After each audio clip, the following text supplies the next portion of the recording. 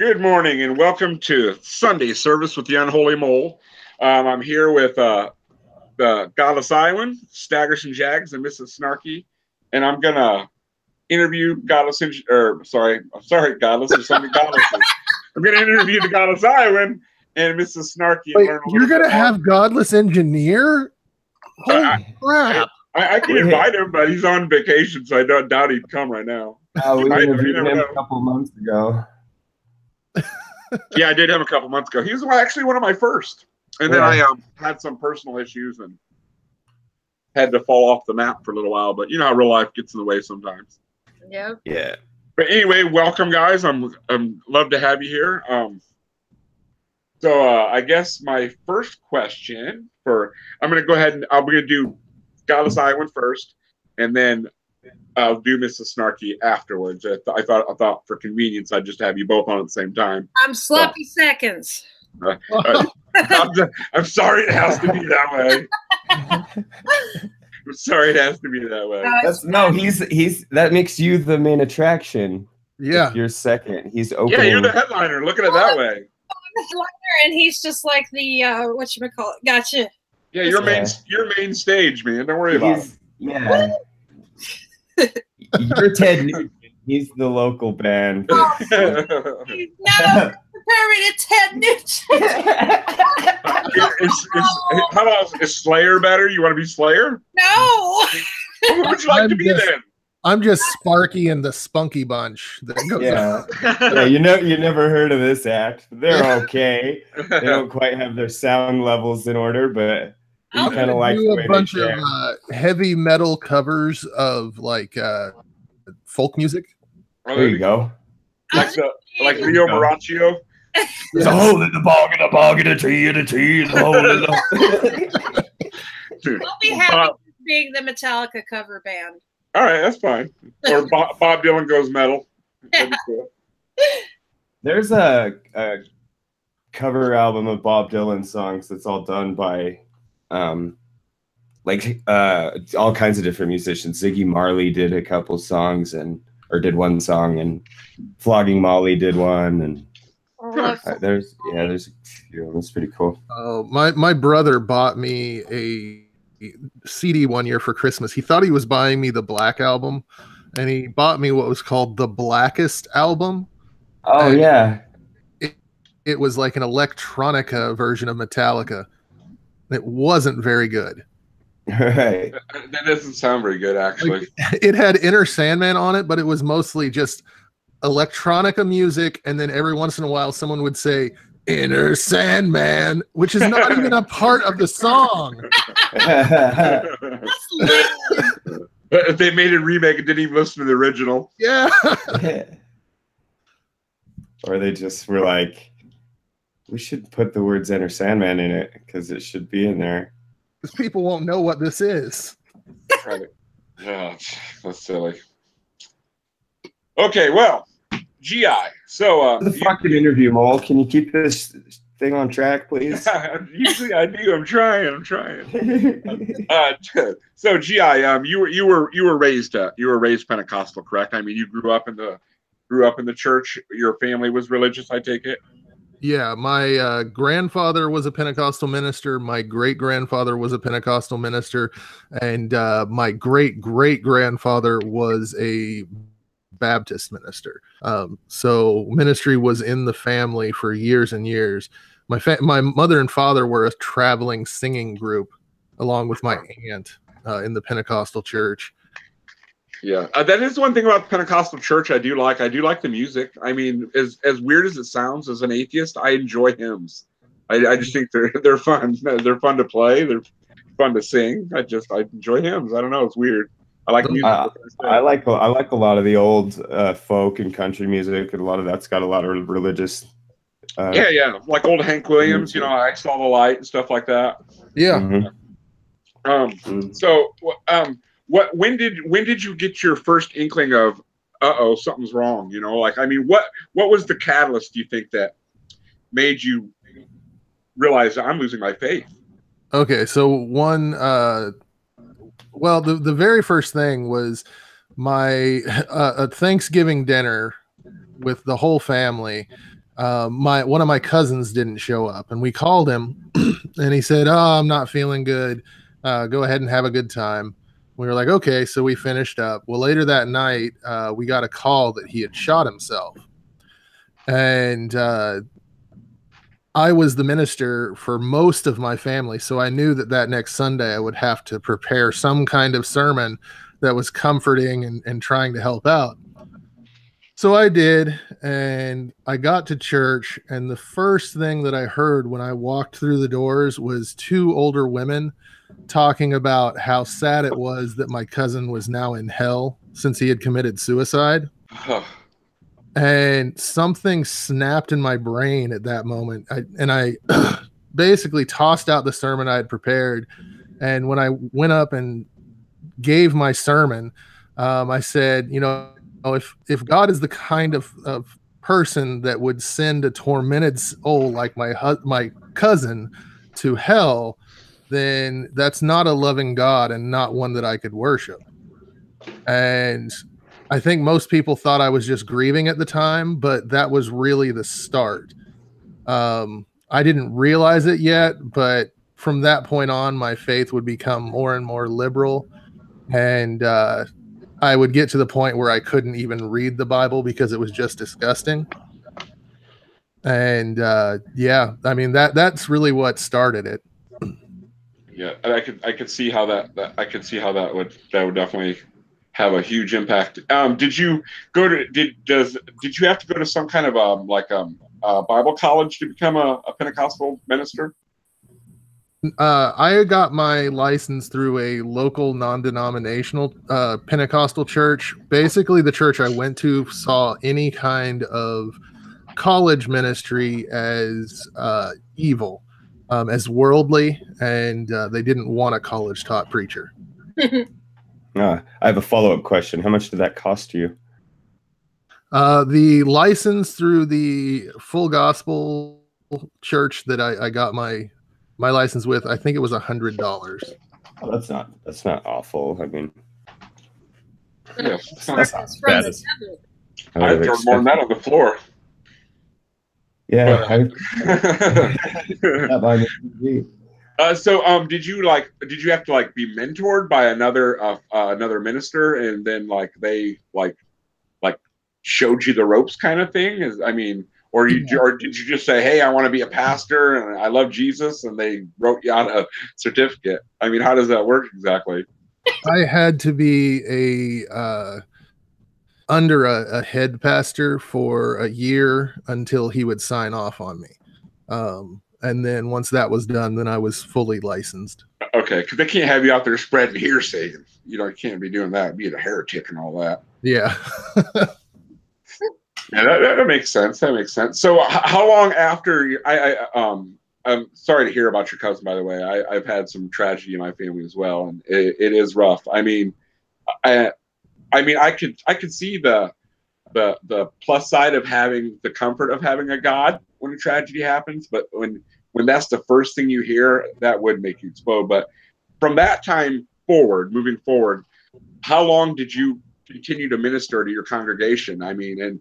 And how did you? First, I'll just ask that: how long did you minister to your congregation before you said, "Fuck this, I'm done"?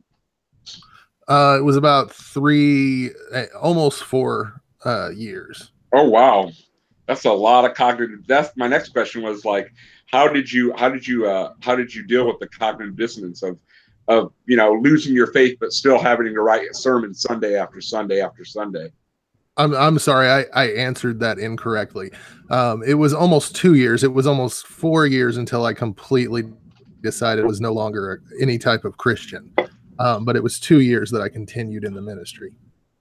Oh, okay. So you walked away because you figured I can't minister to these people anymore because I've lost my faith, but you continued attending?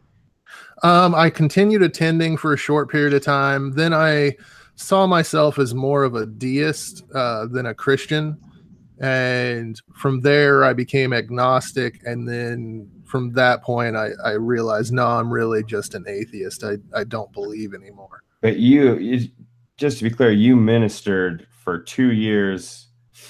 Are you saying that from when you began having doubts, or from when you totally were like, no, this is horse shit?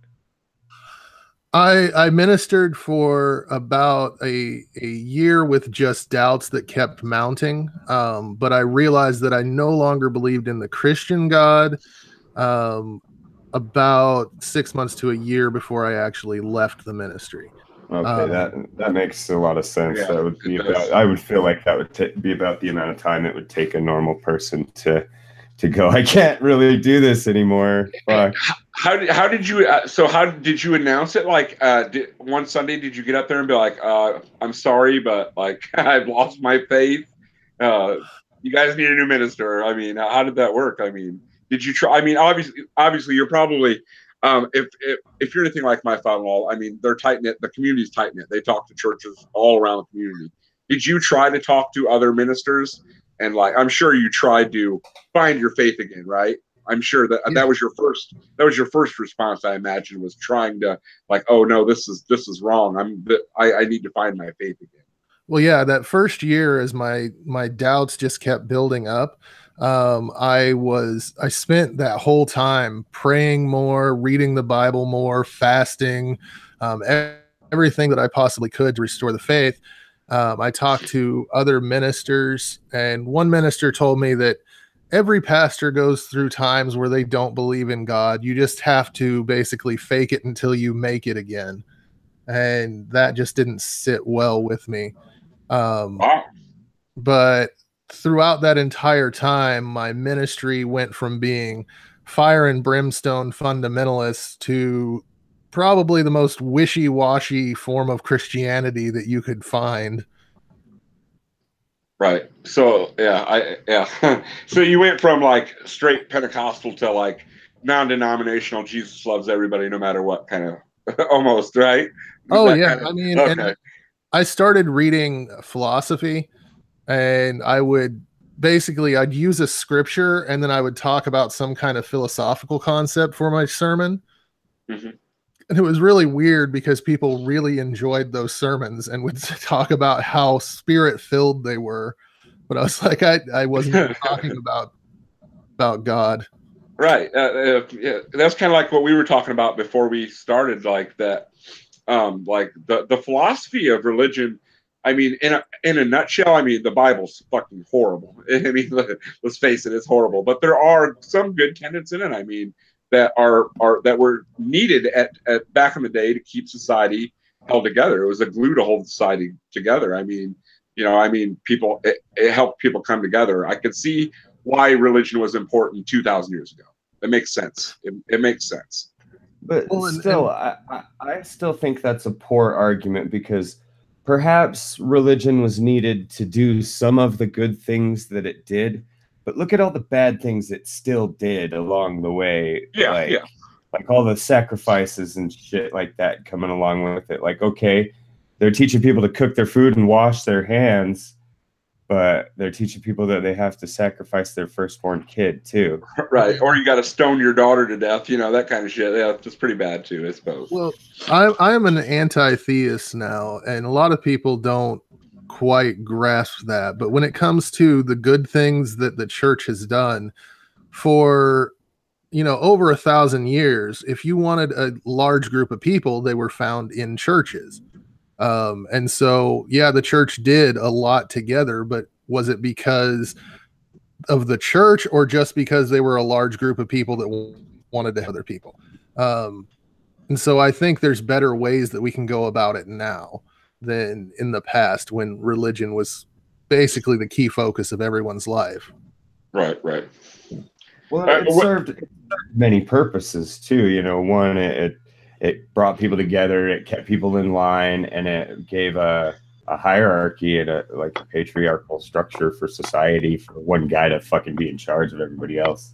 Right. Yeah. It served many roles in ancient times, I guess is what I'm saying. Yeah, when I was kind of, GI put it into better words than I was trying to say, but that's what I was saying was I think that the community was more important than the religious tenets, is all I was saying. I mean, it brought the community together. I mean, whether it was for good or bad, it still did hold the community together at a time. But they also told them if they left, they'd be going to hell, so they couldn't leave. So I mean, it's kind of like kidnapping. Also, I guess. Assholes united, right? Yeah, right. Dude, your channel growth is astounding, Godless Iowan. I haven't checked your social blade or anything, but it looks like maybe it's slowed down a little bit. It's slowed down a little bit. I am up to, I think, 642 right now. But yeah, it's been much faster than I ever expected. Make sure, Yeah. I hope you get 666. That way you can screenshot it and save it. Yeah, I'm hoping for that as well. So I'm sure anybody that's subscribed to me and watching is also subscribed to you. So, I mean, but we'll try to get it up there. We want it above 666, but we definitely want a screenshot of that. Just a minute ago, you said you're an anti-theist. 666. Yeah, you mentioned that you're an anti-theist now, right? Yes. What does that mean to you? Anti-theist means to me that when you're looking at the scale of good or harm, I believe that the church does far more harm. Religion does far more harm than good in society. And I also think that we can find much better ways to work together as humanity if we didn't have the religious aspects causing us to basically hate one another. Yeah, I have to say I agree with that. Yeah, I can get behind that as well. I call myself an agnostic atheist because I truly think that everybody's agnostic. I mean, even Christians are agnostic. No one knows for sure. So I mean, but I have my I have my suspicions. So therefore, I'm agnostic. But I would say I'm probably an anti-theist too because I'd like to fight the ideas of Christians. I don't have anything against Christians personally. And I don't see any reason to. I mean, I do bash Christians sometimes. We all do. We're all guilty of it. But I mean, I think I like Apologia a lot because he attacks their ideas and he never curses. He never And I think that's a good way to approach it because it does turn a lot of people off. But then again, I like watching other people that just fucking lay into them sometimes. I mean, some people use humor better. I mean, some people have better ways of expressing themselves than others. You know what I mean? Does that make sense? Everybody has that one approach that's going to work for them. Like for me, I had to be told, "Hey, you're being stupid. Stop that," and that worked for me because I'm a stubborn bitch. So my latest video, I think. My latest video, I think 90% of my time on the screen is just me laughing. It was. I watched you. Like you didn't even have to argue anything. You just laughed at him because it was such retardedness. But I mean, yeah. And if you're a believer and you find yourself laughing at the ridiculous shit that you're believing, that'll make you go, "Wait a minute, I am a stupid bitch." Oh. Yeah, and you can't escape it. And some people just need that. They're stubborn as fuck and they need to hear it. I think a lot of it is people's egos won't let them let go. Like I think there's a lot of fence sitters, like people that claim they're Christian or whatnot. I think a lot of it is sometimes they're just afraid to let go because just in case, well, maybe, what if if I start saying this, maybe there is a God, but that's a silly way to live. It's a pretty silly way to live. For me, really, the crack in the dam really was Mortimer's "Why Do People Laugh at Spirit Science?" Yep. I kept seeing that in my recommended because I was always watching all kinds of woo-woo shit and I was into the spirit science bullshit. And I didn't realize that spirit science was a specific page that made specific lies. I just thought it was a whole concept of ideas or whatever. But I watched fucking Mortimer laugh at the idea of like a red wheel spinning in your nutsack. Yeah, exactly. And it cracked something in my brain, in my ego. Yeah. My ego's like, you can't be laughed at like this. You have to be on the right side. Exactly. I was in a position where I wasn't the one being laughed at. Yes. So it was easy for me to change. And it was Mortimer's approach that cracked my ego too. And Mortimer would tell you, "This is stupid," and that's what you need to hear sometimes. Mm-hmm. Well, and back to the anti-theist idea. One important thing about it is anti-theists doesn't mean actually you're against the theists themselves. I have no problem with the theists as they are. I have a problem with their theism. And so if you could find other ways, like such as the Unitarian Church, or the humanist societies that work together towards the good of mankind and are a community built around one another, that's fine. But when theism separates and segregates society, it's really not. It's not a necessary evil, regardless of how much good they might actually do. Yep. Right.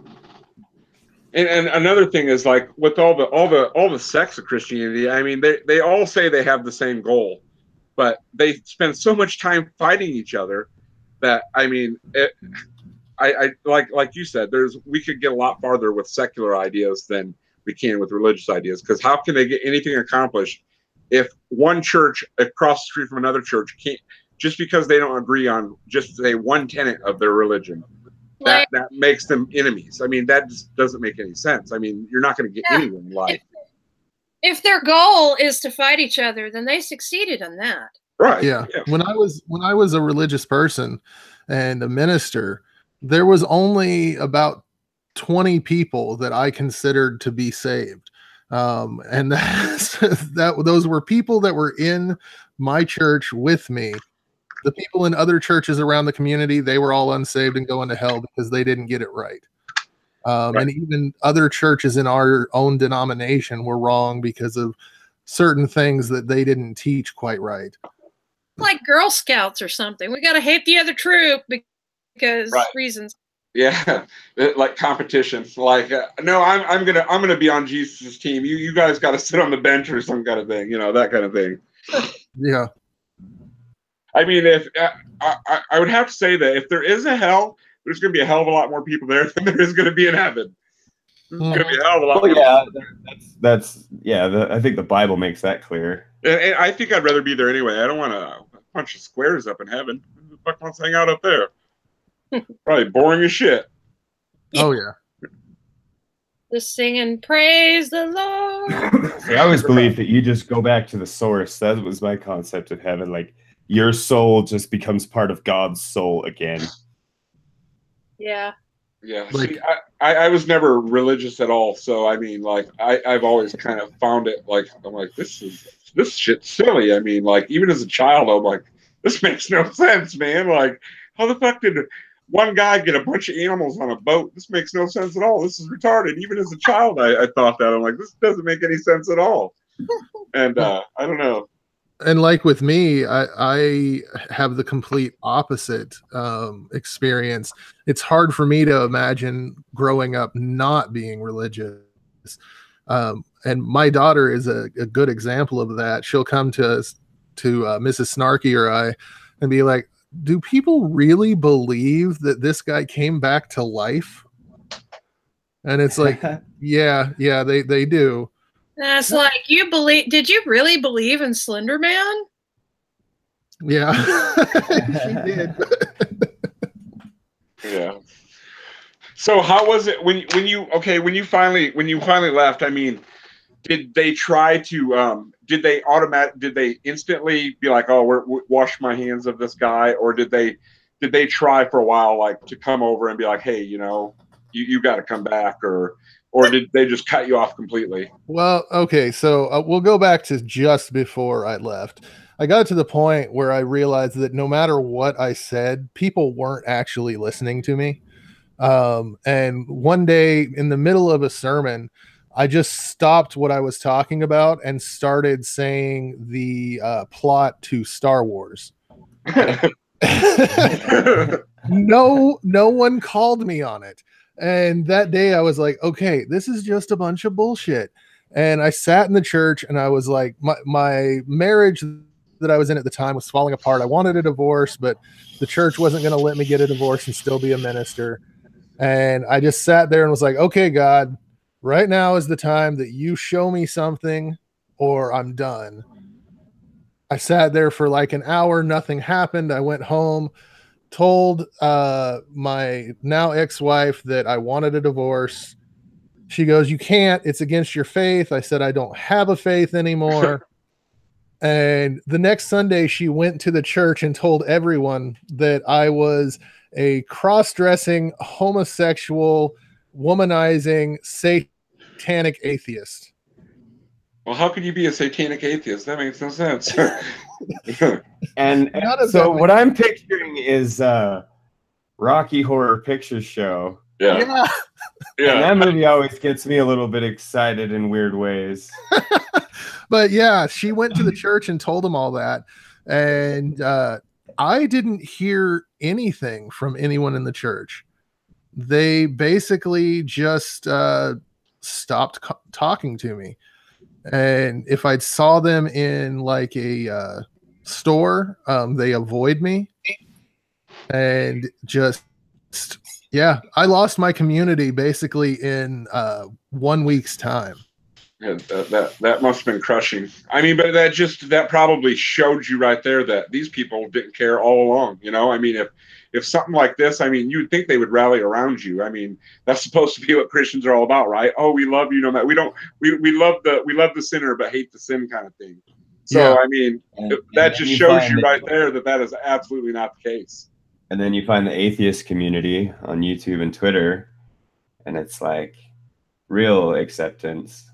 Oh yeah, it's and that's a good part of why I do what I do, because at first it's very hard to find that new community, and you go through, and I know I did, a time period of just deep anger and resentment towards your former faith, and once you get through that and you actually start building a community and working together, I mean, it's amazing.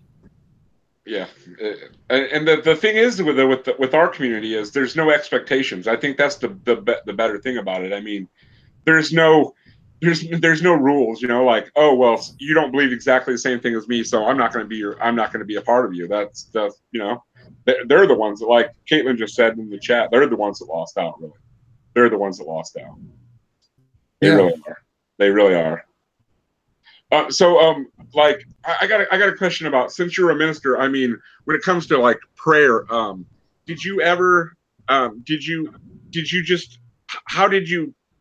think prayer worked in your life? I mean, at one time you obviously did, right? I mean, how did what did you take as signs that prayers were working? I mean, you obviously were, you know, you see what you want to see when you're praying and something happens. Oh, God was listening. You're praying and it doesn't happen. Oh, it must not meant. It wasn't meant to be. I mean, but so I mean, what are some of the things that you like? I mean, how did you see your prayers being answered when you still had your faith?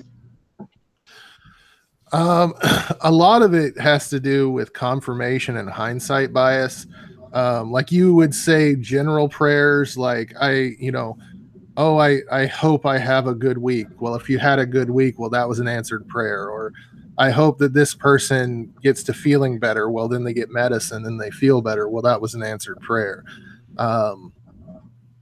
You know, a lot of the stuff, and it's really weird because faith healing is a major aspect of the church. And my faith healings went through the roof as I began to doubt and lose my faith. People would say, oh, I was healed of such and such. I had poor eyesight and my eyes got better when you touched me. And I was just sitting there going, okay, this is just bullshit. There's nothing happening here. I don't have faith anymore. There's no way that my prayers are doing anything. And yet people were coming to me all the time saying their prayers had been answered because I had touched them. And yeah, it was just bull. So, okay, I want to ask you about speaking in tongues now. Like, obviously, you were a preacher. You spoke in tongues. Was it? I mean, at one time, did you believe yourself that you were filled with the Holy Spirit and you were speaking in tongues, or were you just faking all along? No, I believed that I was filled with the Holy Spirit and that it was God that was talking through me. That was a definite thing that I truly believed in for a good period of my life. As I started to doubt and I realized that I could still speak in tongues just as easily, that's when I realized, okay, this is also bunk as well. Yeah. And so, okay, like, I don't know how to, I had a follow-up question to that, but I can't remember what it was now because I got a text message and it threw me. Damn it. Okay. As you were, after you started doubting, I mean, were you faking it after that point? I mean, did you still like feel the need to like, when everybody comes up to the altar and laying in the hands and, everybody's doing their little, did you fake it for the sake of the congregation? Okay. So for a short period of time, I did. But I went through this period that I called radical Christianity. I was trying to go back to the Christianity of the early days and read early church fathers, and I realized none of them spoke in tongues. And I realized that speaking in tongues outside of what's meant in the New Testament really didn't start all that much until the late 1900s and into the late 19th and 20th century. And so I basically just stopped speaking in tongues, and I actually preach that possibly what we're considering speaking in tongues is not what the Bible taught. And that was one of those times that I realized nobody's really listening, because saying that speaking in tongues is not really what we think it is in a Pentecostal church, they should have, basically tossed me out. Yeah. They should have picked up on that one real quick. Cause like I debated my father-in-law a little bit about that. And I'm like, cause I've read, the Bible. I mean, not the cover to cover. That's a hard read, but like I was reading in Acts while where they're talking about speaking in tongues. And it says right there that they were speaking in, with the way they put it is what happened was the early church, they were speaking in, like if they didn't know Greek, they knew Greek all of a sudden so they could spread the word of Jesus. Or if they didn't know Aramaic, they all of a sudden could speak Aramaic. I never got that it was a blah blah blah blah blah thing. Like I read it as, all of a sudden they were Egyptian, but they could speak Greek. Yeah. That's the way it made sense in that sense. I mean, none of it makes sense, but I mean that made more sense than the gobbledygook. And to get really technical on it, there's two separate things. There's something called glossolalia, which is what speaking in tongues is. It's just repeated syllables over and over. There's no real context or syntax. And then there's what's known as xenolalia, which is actually speaking in an unknown tongue. And as far as I know, we don't have any actual verifiable cases of people doing xenolalia outside of the New Testament accounts. Oh, what about Emily Rose? Emily Rose? Yeah, that chick that was had to have exorcisms, and they made all those movies about her. Oh, Totes real. Totes real. Totally happened. Yes. I would say that the Catholic Church would never lie. Yeah, of course not. Especially not about exorcism. Of course not. It's like the other day, Prophet Azad messaged me on Twitter in a speaking in tongues thing, and it was just a bunch of gibberish. But on Twitter, it said translate from Indonesian. So close enough. So maybe he was actually, speaking in tongues. I don't know. Yeah.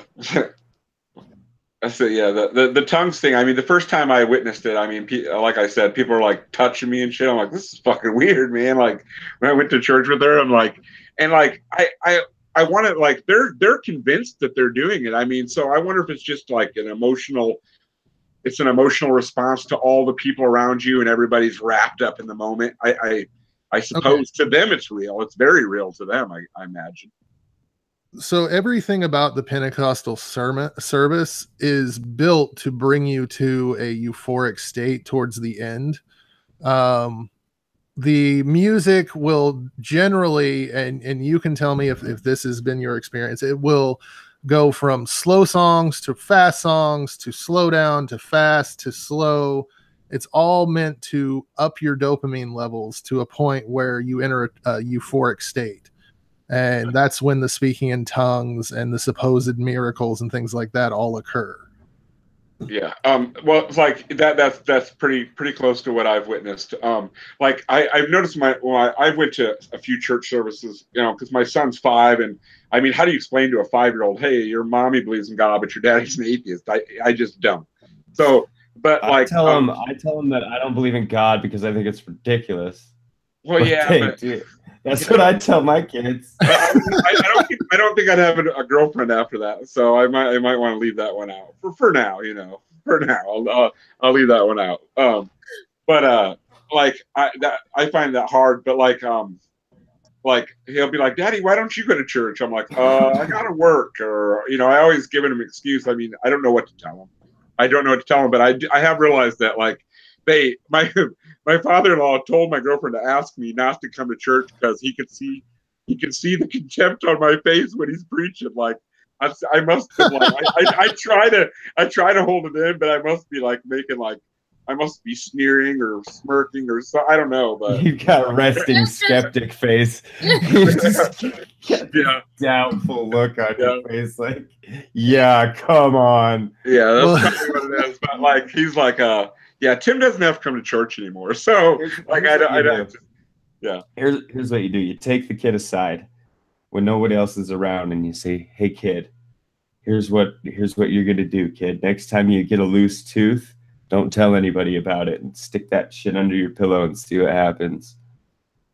And do that for a couple days, and then if nothing happens, then tell your mom you lost your tooth, and then stick it under your pillow and see what happens. And then you tell me why I don't go to church." Like I said, I'd like to. I mean, I love my girlfriend. I mean, I wish she wasn't as religious as she was, but I don't know how it works, but it works. I mean, we have much more in common than we have different. I mean, and like I've explained to her before, I'm like, you know, I have to deal with a lot more God stuff than you do with atheism. Like, I'm respectful when they pray before meals. I try to I go with her on like church and Easter, you know, to make for my son's sake. But it's really hard. I mean, in Pentecostal sermons are fucking forever, dude. I thought Catholic sermons were long, but Jesus, they're like just ramble on and on and on. I'm like, oh my God, this sucks. Well, not only that, but here's a little tip. If you have a contemptuous face like you don't want to be there, chances are the minister is going to preach another 20 to 30 minutes longer than he had planned. Yeah, you're probably right. And I've always noticed it's like he's preaching right at me. I'm like, dude, quit fucking preaching at me. Like, I would have, you know, that just comes from the same place that's in every human, that when somebody's riding your ass, you'll slow down. Yeah. Yeah.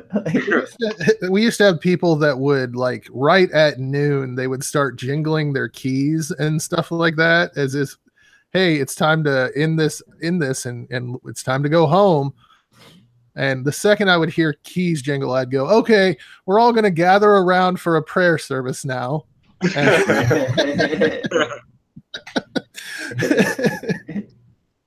Yeah. So that makes sense, I guess, in hindsight. But like, I don't know. Like they tried to convince me for the first year. You know, they're like, oh, you know, and you know they know about my past and you know that my battles with my own personal demons, for lack of a better term. But they're like, oh, you know, Jesus can save you. I'm like, you know what? I've tried all kinds of things, and that's not going to save me. Trust me, that is not going to save me. I mean, if I thought it would save me, it might save me. But I mean, it's really hard. Like people are like, just like you said, fake it until you make it. But that's being disingenuous as fuck. I can't sit and lie to myself. If I'm trying to be honest with myself, and then you sit and tell me to tell myself lies, I mean that just doesn't jive. You know, I mean I can't do both things at the same time. Yeah, you know, I can't. It's impossible to do. No, it is. So, okay. Oh, I forgot. I was going to ask you. Did you have a secular job along with your ministry, or did you just live on tithes and stuff like that? I had a secular job for most of the time. The last couple years, when I started having my doubts, I decided I was going to go back to school, and I went back to school and got my accounting and business degrees. So when I actually left the ministry, I had that to fall back on, and I definitely make far more money now than I did as a minister. I never made more than $50 for a sermon. So it wasn't big money making. It wasn't any kind of a big money making thing. Yeah, I think the Catholics got the market on all the cash. And the mega churches, they definitely bring it in. Yeah. I was just because I know that tithing is like it's supposed to be. I mean, a true pastor's only pay, right? Like they're supposed to not technically they're not supposed to do secular work. They're supposed to dedicate their whole life to God, right? Yeah. Yeah. And that's why Joel Osteen blinks so much, because every time he thinks about the money, he orgasms. He's probably thinking about the meth he has in his pocket. He wants to do a line, you know? It's like, fuck, man, he's all got that blinky twitch from he's all tweaked out. Yeah. It's probably why he preaches for 4 hours, too. Oh, yeah. Can't shut the guy up. So, I mean, what did your family think about, I mean, is your ex-wife still a member of the church and stuff?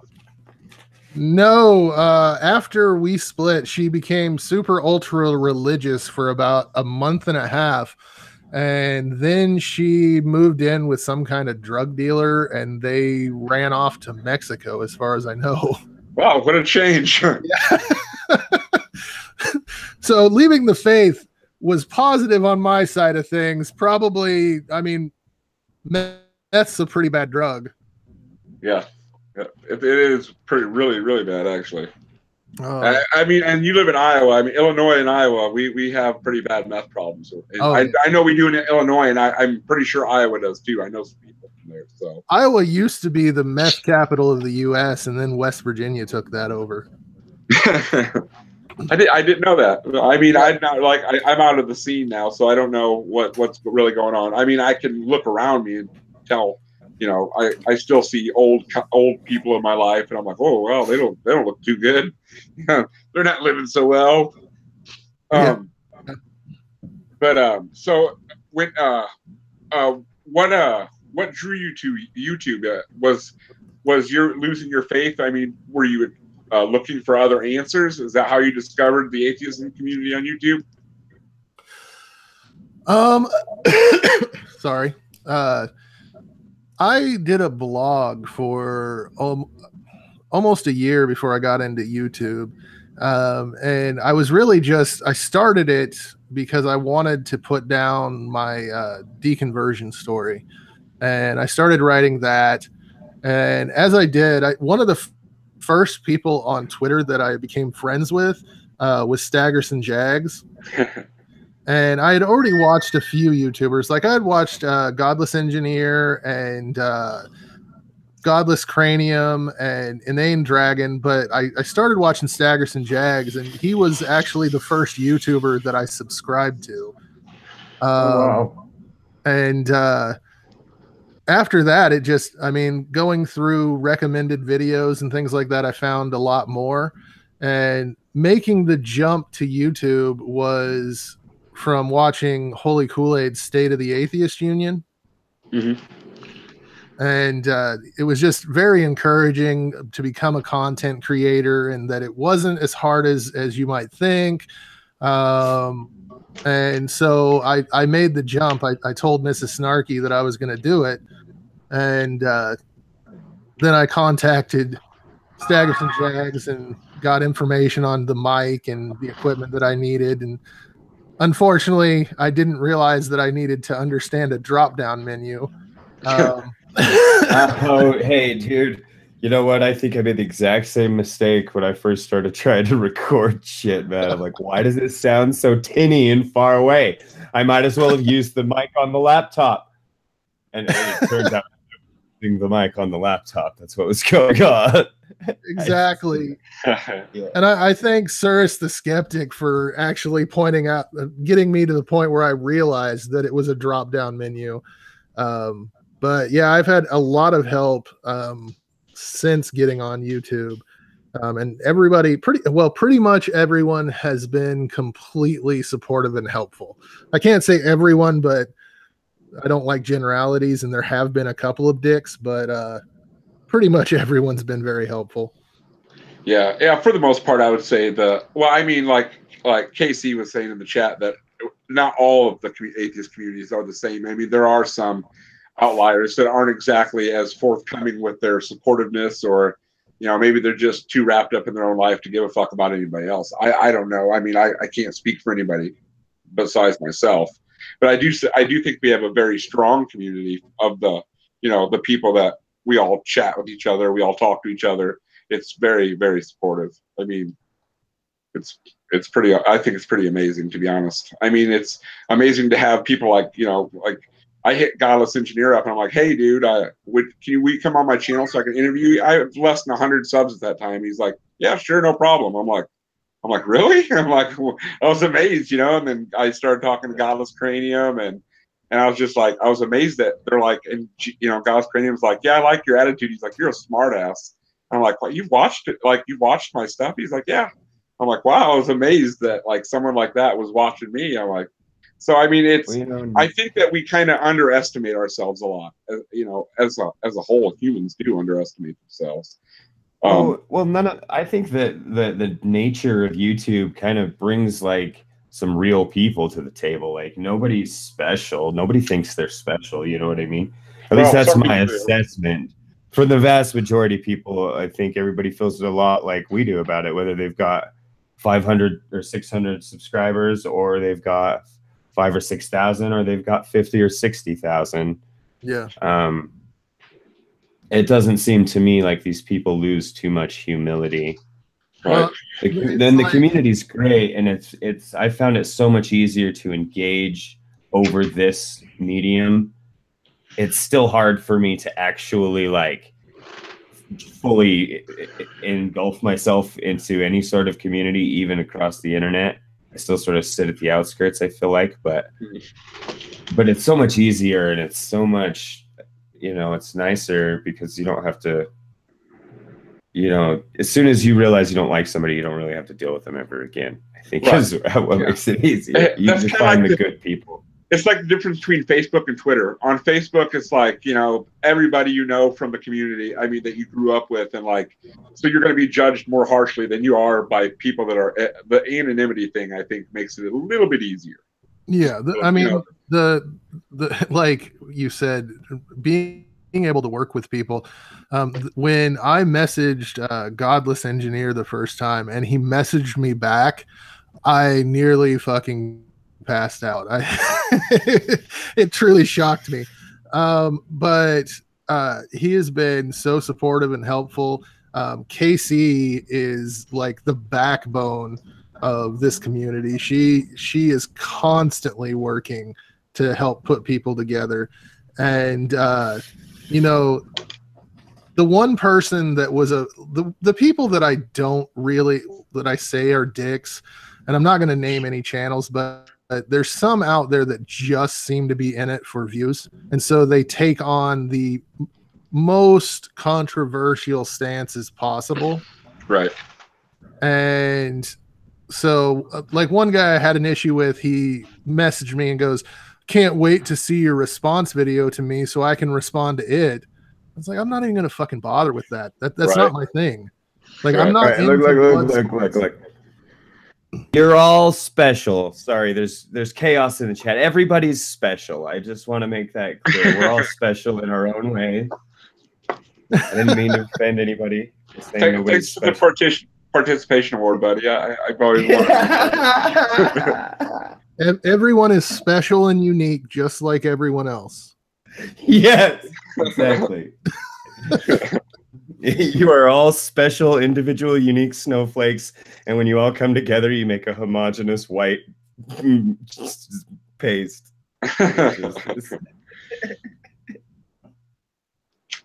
Sorry. We're all special in the sense that we're all going to be worm food someday. Yeah. I'm going to be burned. Yeah, I am too. I think it's creepy to be buried. I don't want to rot. Oh no, he dropped out. He died. But I want to I don't know why I said paste. I couldn't think of a better word in time to finish the sentence. I'm sorry. I was thinking that happens. That was me. Sometimes I was trying to just think of a description of like a field of snow that would fit the picture I was trying to paint. Like a snowbank or something. You know what? We should just let it go. Let it go. Let it go. That didn't help. When I die, I want done with my body whatever the fuck the people who are still alive want to do with it. That's all you can really ask for. Fuck that. Here's what I want done when I die. Fuck the living. Here's what I want done when I die. I want to be cremated, and then I want my ashes mixed in water, and then I want the paste made from the water and ashes taken and small handfuls thrown at the face of people I didn't like. Take that, you son of a bitch. Take that. How do you like me now? Yeah. Oh no. God damn it, Mole. Oh. The gods have cursed us. Oh man. So what are your goals, GI? What do you want to accomplish? Do you have any goals, short term or long term set? Well, to have double the subscribers of PewDiePie. That's my small goal. Yeah, from dead. But you know, once you get that, I mean, yes, you've got like a 6-month plan. Yeah. Yeah. After that, no, I just want to help work and build the community. That's basically it. I mean, most of what I do, the more subscribers I get, the more I can help other people is the way I see it. Yeah, that's a good way to look at it. You just want to grow and continue to help. You just want to be, that's sort of the same. I don't really have a specific goal either. That would be basically the same answer I would have gave, I guess. It's just I'm a generally helpful. I'm a knowledge I want to get rich. If I could get twice as many, if I get half as many subscribers as PewDiePie, but twice as many views as he gets, then I'd be rich. Like, yeah, getting rich is kind of a fun idea, but I don't think I'll ever reach that. Basically, what I really like is, like I said, when I first contacted Godless Engineer, and he messaged back to me, and it shocked me. I only have 600 subscribers, but I get that reaction sometimes from even smaller channels that reach out to me. And so I really enjoy that interaction and being able to help people. Yeah. And that's basically been my goal the entire time. Right. And I think all of our goals are most of our goals, I can't speak for everyone, but most of our goals are similar in the sense that we want to fight bad ideas. And also our community is a way to learn from each other, because not any of us know everything. And if you can't learn from other people, then you might as well just hang it up. I mean, period, in life, not just YouTube, but in life. I mean, if you can't learn from other people, then just hang it up, man. You're wasting space, pretty much. I mean, that's what it's all about to me. I mean, it's just like learning new ideas, getting in touch with other people so I can expand my horizons and not just be a dumb bumpkin, that living in small town Illinois. I mean. That's I don't know if it for you guys it's hard for me in a town I live in. I mean, it's really hard for me to find people that I can have an intellectual conversation with, and because it seems like people are so wrapped up in superficial shit that they don't even care to think about anything. They just I don't know, ride it out, sort of. Does that make sense? Oh, yeah. It makes total sense. In my community, I try to engage in conversation, and it's just blank stares. I'll mention something that's deep and complex, and they'll just, well, that's a stupid thing to think about. Well, why is it Right. stupid? It's just things that I find interesting and want to talk about. But I mean, back to my goal. My other main goal is just not to be shit. That would be a good goal, And not for my when do you content, think not you- to be shit. When do you think you'll be accomplishing that? Probably. I'm just teasing, dude. I'm just kidding, Yeah. man. I think you've already accomplished that, bud. You kind of walked right into that. I had like there was no way I could have let that I know. go. It's opened good, that up. good to have attainable goals, though. I mean, we can't live with pie in the sky ideas. You know, it just don't work that way. I lived that way for a long time. It didn't get me very far. Didn't get me very I'll try not to be shit in about 4 or 5 years. far. I mean, guess I've already put enough money into it, buying different mics and shit like that, because I didn't know what a drop down meant. So, yeah. Hey, you know what? I bought all kinds of different mics trying to solve problems that ended up being solved by me just simply not recording to my computer. Yeah. Yeah, just realizing I was recording into my computer the whole time. Just Well, felt- what I mean is, I even using my other mics, I was using my big expensive mics, but I was recording it to Audacity, yeah. like you're doing. And once I stopped doing that, it solved a ton of my problems. Really? Yeah, I record to a little digital recorder, a Zoom H1, Yeah. and then I take that file and put that into Audacity to do all the noise reduction and everything. And then I don't get all the fan noise and stupid noise from my laptop. See, I have a Zoom H1, and I've considered trying that, but I've just been recording straight into Audacity, so I might try that out. I was having a problem where like halfway through my recording, the sound quality would change because like the fan had kicked on, or it was just getting noise from the USB Yeah, or whatever. I'll try that. That's what I do. Solving And I have a problems million. one person at a time. Staggers and Jags. Too That should be many your motto. mics. That should be your Lots of motto, microphones. Stags. Solving problems. I don't want that to be my motto because that would build up unrealistic expectations. Okay, true enough. Touche, sir. Touche. Well, my hour is up. I'm going to move to the background so Mrs. Snarky. All right, cool. Now, so Mrs. Snarky, what pushed you towards atheism? The first time or the second time? I guess anytime. Well, I kind of went from, I was raised fundamentalist Christian. Don't ask me which denomination, because we were kicked out of several because they were too liberal. Even the Pentecostals, yes. But yeah, my dad kind of did his own thing. He was a prophet of God, so we didn't need a church. And let's see, he was really abusive and stuff like that. I finally got my mom to leave him after much convincing, and for like 15 whole years after all the abuse and all the shit, she leaves him and becomes an alcoholic that's never home, and just, I don't know. I had prayed all that time and nothing happened, and so I prayed one last time and nothing happened again. So I went, fuck it, I'm never praying again. And yeah.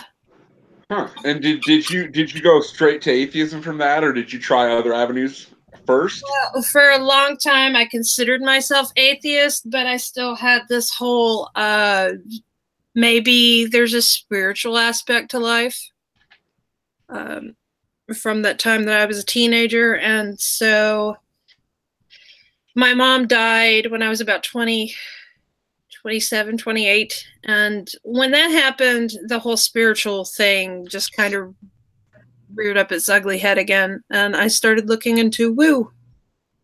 Woo! You started watching Ric Flair? No, I started watching What Do We Know? And of course, spirit science and all that stupid shit. So I can't imagine. I've heard a little bit of your story before. I mean, like you said, you've grown up. Your father was a prophet of God. So I can't. I mean, like you were. I mean, it was probably you were. It was more out of fear for you than genuine faith. Do you think as a child? No, I believed. Or you did believe? I did believe. I was. The one thing that me and my dad could connect on was the philosophical portions of the Bible. And stuff like that. So yeah, I did believe, but until I didn't, until I was convinced that this shit didn't work. Yeah, I mean, I've tried. I mean, I can't say that. I'm sure every atheist has prayed at some point in their life. I mean, like, mine were usually foxhole prayers, though, like, "Oh God, get me out of this, and I'll never do this again," or you know. But I mean, of course, them are very, very unfruitful, just like any other prayer. Or you're like Christopher Hitchens, when the one time he prayed was for a hard-on. Yeah. See, like I said, foxhole prayer. I'm allowed to appeal to the ridiculous in desperate situations. It doesn't mean I believe in God. I'll pray to the devil. I'll pray to the machine gods when I'm at work. I'll sacrifice a cigarette to the machine gods so that nothing fucking goes wrong. A cigarette? You know what I mean? Like just like a little silly superstition kind of thing. It's stupid. It's hedging your bet. I know. There's nothing. There's nothing to it except humor to me. Yeah. I just the whole prayer thing just throws me. Like I said, I mean, growing up as a pretty much an atheist my whole life. I mean, like the only time I ever prayed was like, you know, I'm in the back of a cop car. Fuck, oh God, get me out of this. I'll never do. You know, I promise I'll be a good boy, or you know, stuff like that. You know, prayer was just when I was growing up. Prayer was just fucking awful. It wasn't like your normal 10 minutes or what. It was 2-hour prayers, sometimes with clapping the whole time. It was just nuts. Yeah. See, it just the very idea of it seems so ridiculous to me. Like when I see people pray, still to this day, I'm just like, oh, this is so stupid. I'm like, you know, and like I get a kick out of kick out of people like saying the Lord's Prayer.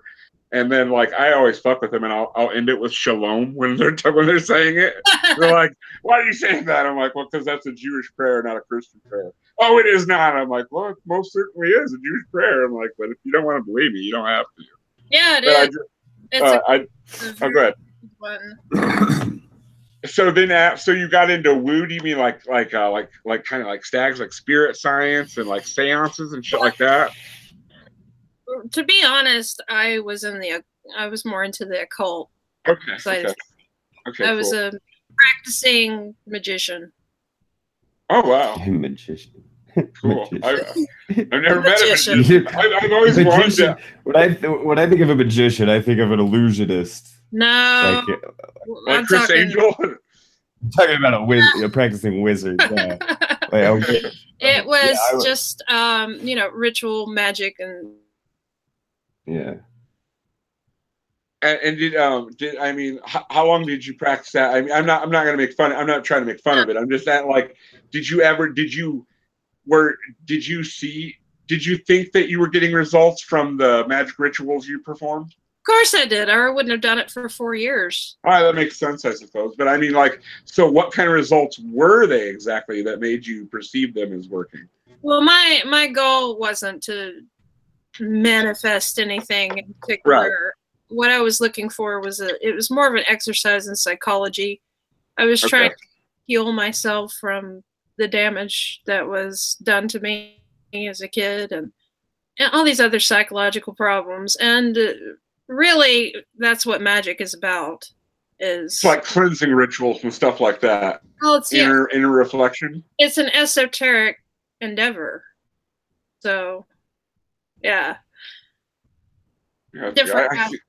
I don't understand a lot about. I mean, I've always been interested in the occult and wizardry, and I mean, I wish wizards were real. I mean, that'd be fucking cool shit, wouldn't it? Who wouldn't like magic to be real? I mean, it'd be awesome. Yeah, it would, wouldn't it? It would be so cool. I look at here's a fucking $1 million. Yeah. Praise Jesus, amen. But no, it didn't really work like that. Yeah, I was always kind of disappointed in magic. I was like, so you can't really cast a spell to get yourself more money, but you can cast a spell that's supposed to motivate you to work hard, and then if you go out and work hard, you'll make money. And I'm like, well, what if I just fucking go out and work hard? Will I make money then? Well, it starts kind of at the. This is gonna sound like I'm some kind of magic apologist, but everything starts at you know, your motivation, right?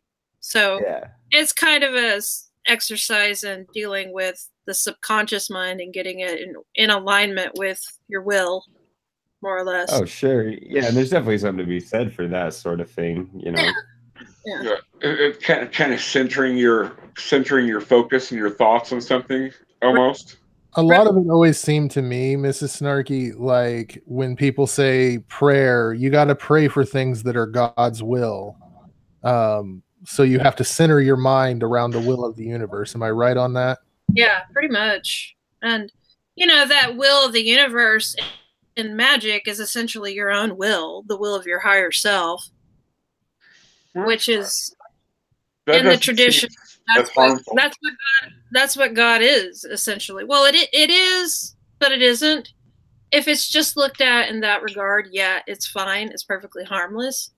But when you keep going deeper and deeper into the occult, the ideas, the principles, the 7 main hermetic principles, if you follow the logic of them, it's nonsense. The first main principle is all is mind. Everything is mental in the universe.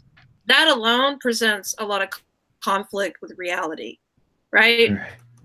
Yeah. Because essentially everything is consciousness.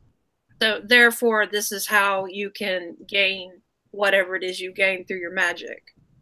And which is, ironically enough, or fitting enough, it's magical thinking, right?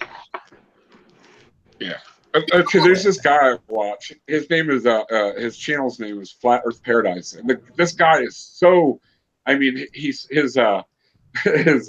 woo is so expanse. I mean, it's such it. I mean, like he talks about like flat Earth, but there's like some mountain at the middle of the North Pole, and you can underground. I don't know. Have you been hiding this? Have you been hiding this guy from me, Mole? What's going on? Dude, why is this the first I'm hearing about this? What's up? Oh. Yeah, I guess Mole dropped out again. Oh. I keep dropping out too. Gosh dang! It's, you know what it is it's such nonsense that I don't even know if I could research it to debunk it. I mean, it might just be a matter of, haha, this is stupid. Haha, you're an idiot kind of thing. I mean, I really. Well, that's all it is. Yeah. I mean, of course, that's all it is. But I want some kind of substance backing my calling him an idiot. You know, I don't want to just ad hom him because I think he's a retard. I mean, it is so like I'll share the channel with you. It is, oh my god, it's bizarre, dude. Like he's so all over the place. Like he's into crystals and like centering his chakra, and the earth is flat, and there's like the type of channel I would have ended up making if I'd never became a skeptic. Oh yeah. Yeah. It is bizarre. I watch it, I'm like, oh my god, this guy is fucking ridiculous. That's part of what got me out of the occult tradition. Was I was in these groups where they were talking about the esoteric all the time and all that, and then they start talking about flat Earth, and I went, no. And I ran across Martimer with his flat wrong video. And I watched it and I laughed my ass off, and then I saw he had more videos, and I just kept watching, and one thing led to another, and I was laughing at my own beliefs. Yeah, some of the stuff people believe is just, I was like, oh my goodness, like how? I mean, how can you? I mean, I guess it's everybody wants to believe there's something special in the universe or something special about the universe, but the universe is pretty fucking spectacular without any crazy ass explanations for it. I mean, Yeah. why can't people just be amazed with what we have? I mean, why do they need more?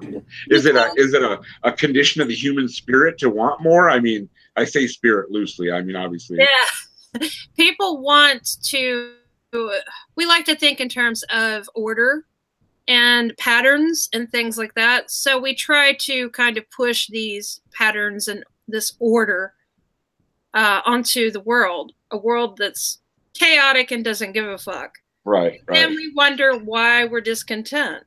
Right. It's just absurd. Yeah. I mean, it pretty much, I mean, if you want to be content and happy in life, be happy with what you have, you know? I mean, don't look for happiness elsewhere. Look for it within yourself, I guess is the best way to put it. It's a lot easier said than done. I know. I realize that it is a lot. It's a lot of hard work. It takes a lifetime of work. It is very hard to do, but I mean, I guess that would be the best way. I would say. I mean, that's as spiritual as I'm going to get. You know, I mean, that's what spirituality is to me. That's why I like philosophy, because it's well, there's all kind of different philosophies, a lot of which I don't agree with, and they don't agree with each other, of course. But I like studying it because it provides multiple perspectives, and at least it's thought-provoking enough to make you question things. So, yeah, especially like the existential philosophers and stuff like that. Lately, I've been into Albert Camus, which his philosophy was absurdism. Absolutely adore that idea. That sounds interesting. It is. It's very interesting. It's kind of like it solves the problem of nihilism in a way. Oh, I'll check that out. Well, can you put a link in the side chat? Just his name. Just yeah, I'll just put his name. I'm the luckiest guy. I have a girlfriend that's a librarian, so that's pretty awesome. So like, I mean, I think it's awesome anyway. I mean, it's almost like I'm like, yay, like a kid in a candy store kind of thing, because I like books a lot. Science isn't really my strong suit. I mean, I got a general understanding of science enough that I know the Earth isn't fucking flat. But history is my thing more than anything. We lost Mrs. Snarky. Oh no. Albert Camus. Yeah. Albert Camus. Oh. Holy shit, my phone's ringing. Oh my gosh. I don't know the number. It's probably the FBI. Yeah, they probably. I'm sure they do have a file on me somewhere. Doesn't anybody with a criminal record have an FBI file? I have no idea. I don't work for the FBI, but it makes sense. I'm sorry, I'm back now. Yeah. So it's Albert Camus. It's CAMUS. Yes. Okay, cool. I'm gonna have to check that out. That sounds interesting. He's written a lot of really good plays and stuff that are, well, they're good to me. They're kind of like whoa to other people, I think, because he's got one called Caligula that's pretty out there, but it's interesting. Definitely. That's cool. I've read some Nietzsche and other things like that, but I mean, my like I said, history is my what I love the most really is history. I love history. You like Nietzsche, but history's your niche. Yeah, history is my niche for sure. And if it's not like, I would say like I prefer ancient history up to probably Victorian times. Yeah. But like World War II is too close. I know a lot about World War II because the History Channel was at one time, it could have been the Hitler Channel, literally. Like all it played was fucking shows about World War II constantly. But just Law Channel. Right. But I mean, I've read some of the old philosophy, you know, like Plato and Aristotle, Socrates, stuff like that. But I mean, that's really heavy reading. I got to be in the right frame of mind for that stuff. Socrates never wrote anything down, but we know his stuff through Plato. But yeah, that's what I mean. Yeah, Nietzsche was really funny. Every time I read Nietzsche, I laughed my ass off, especially commentary about other philosophers. It's just he was a bitter man. He was a very bitter man. I don't think he liked humanity too much. Oh no, he was definitely a misanthrope. Yeah, and that's. I mean, do you think his writings were a product of his insanity, or do you think his writings turned him insane? Later on, I think he definitely lost it because well, you left again. This chat is just every couple minutes. I'm the only one who hasn't dropped out. I know. Welcome back. I'm welcome. Look, I know this looks bad. I got kicked out of my own stream somehow. I'm responsible for this whole thing because I'm the only one who hasn't been kicked out. We need your connection, Staggerson. Right. Yeah, I get that boss ass Eastern Utah up in the mountains internet going on. Fucking share that shit, dude. But no, sucker. Like to answer your question about Nietzsche, I think that his madness showed in his later writings, and I think that it was the syphilis and the definitely had syphilis. The addiction to laudanum that really did him in. Yeah, opiates will skew your head, boy. Let me tell you. So will syphilis. Yeah, but that doesn't help either, I'm sure. Yeah, so and you could definitely tell, even in the photographs that you see of him, you could tell that he's just degraded. Oh yeah, especially the I mean, like, have you ever seen that one picture of him where he's sitting in a chair and you can just see the insanity in his eyes? Yeah. He just looks totally insane. The one where he's sitting in a chair, he's all slumped, like he's got Bell's palsy and stuff. Yeah, that one. Like his hands look atrophied almost, or like you said, like some kind of a palsy.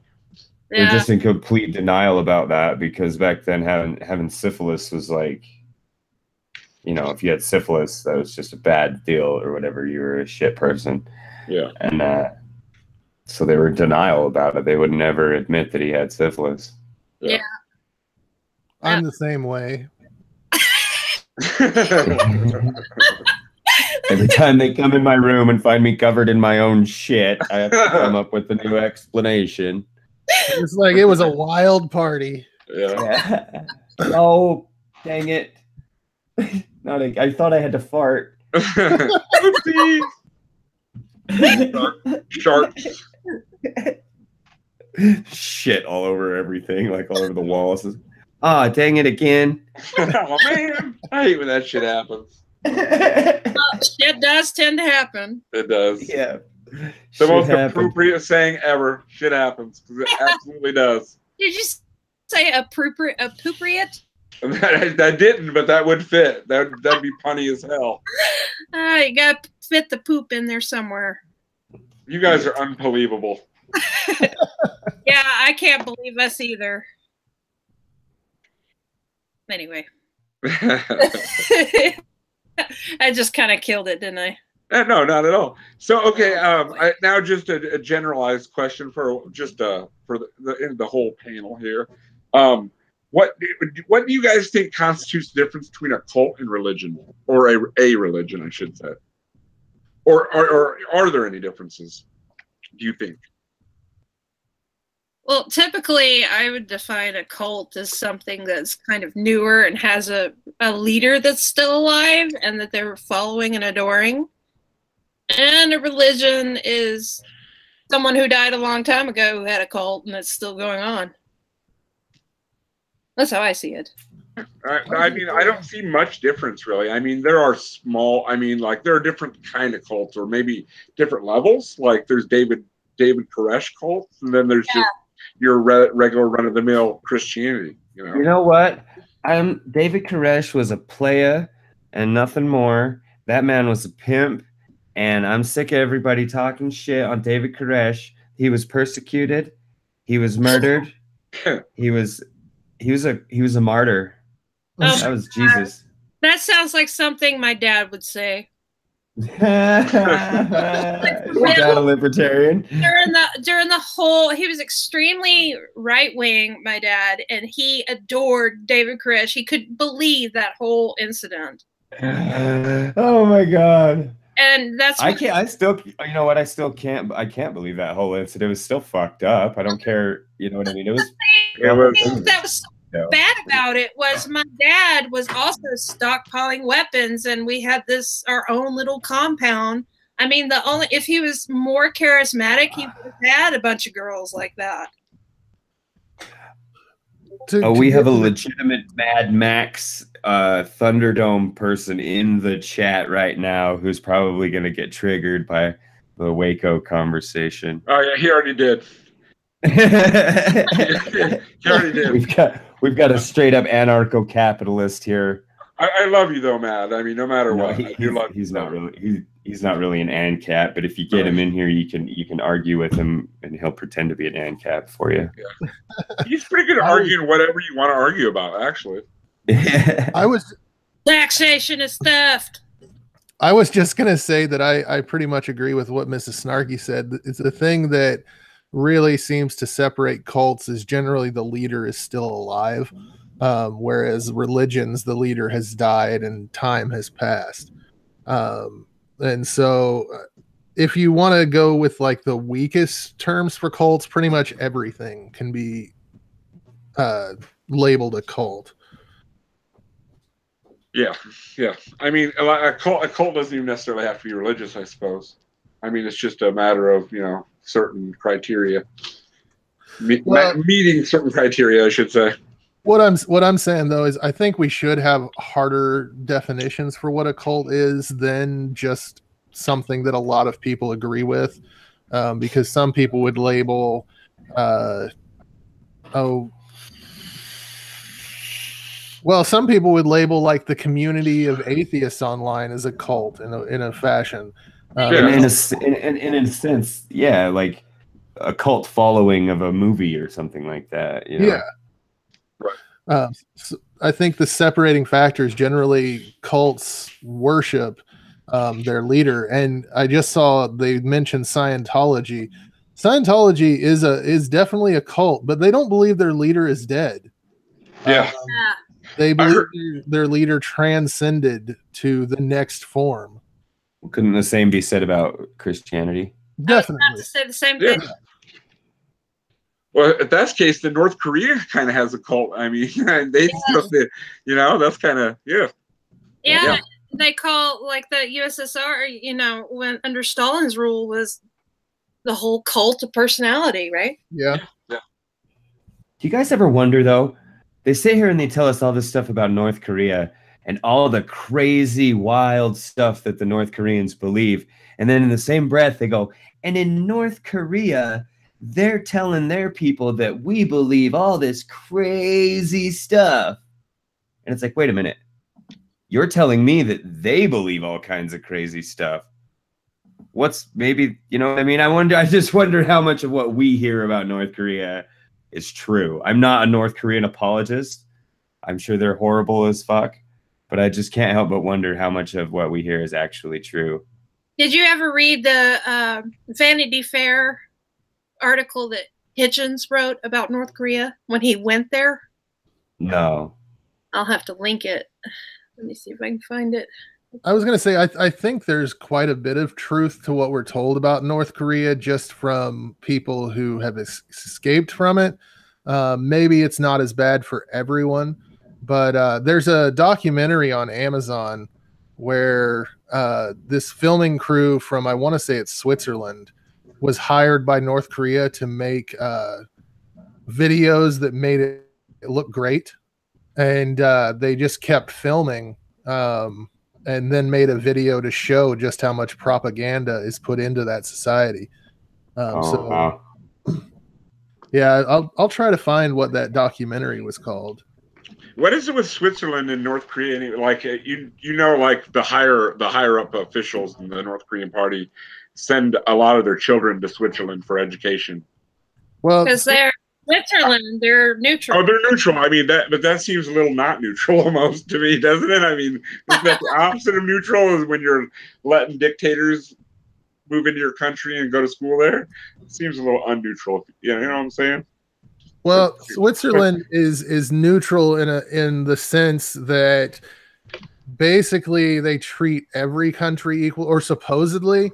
But I mean, they were made rich off of Nazi gold. Yeah. So they're neutral in a sense that they'll do whatever makes them the most amount of money. Yep. That's what I was gonna say. So they're the ultimate opportunists. They're whores. They're just fucking whores. Country whores. Yeah. Damn Swiss people and their hot chocolate and mountains. With their goofy ass knives. If there's anybody Swiss in the chat, I'm just joking. I'm sure you're great. So I just shared the link to the documentary on Amazon. It's pretty eye-opening. We have citations, y'all. Awesome. Yeah, I'd like to read that Hitchens article too. I missed it. We lost. Check that out. Amazing, chilling article. And like I said, he's one of the few people that went to all of the axis of evil countries. So, yeah, quite a perspective to share.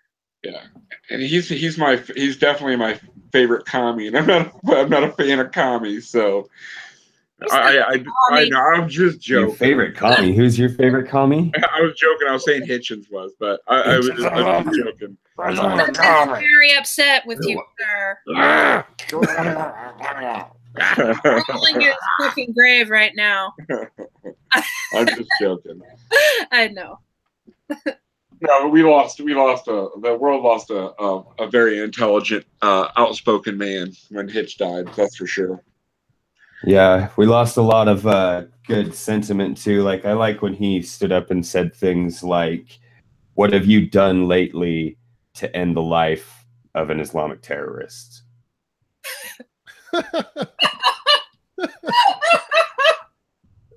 Seriously, you know what I mean? Like, oh, wow, what have I done to help stop one of these? Well, never mind. You know, that you don't get a lot of people saying. You remember the commercials that would say, "If you smoke weed, you're supporting terrorists." Yeah. I'm pretty sure that the smoking weed. I doubt that my weed comes from Afghanistan. Yeah, where the fuck are you? But a lot of those opioids that people are addicted to do. They get really boss ass shit. I guess I did support terrorism when I was a heroin junkie. I suppose I did.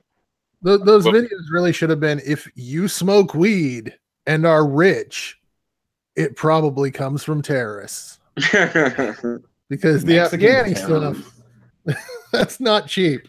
Yeah. Opiates, you're right, though. That definitely probably does support terrorism. Actually, the guy that you're I don't know what you just said. Beep. It came across What's as that? Oh, I said, can you hear me now? Yes. Good. Can you hear me okay? Yes. Okay. I said that heroin addicts probably are supporting terrorism in a sense, but it's more like they're supporting a drug dealer named Mississippi by buying dime bags off. Damn you, Mississippi. Shitty roads there too. See if they could just tax that shit. Okay, can I talk about something that I really hate about, like, ultra capitalism?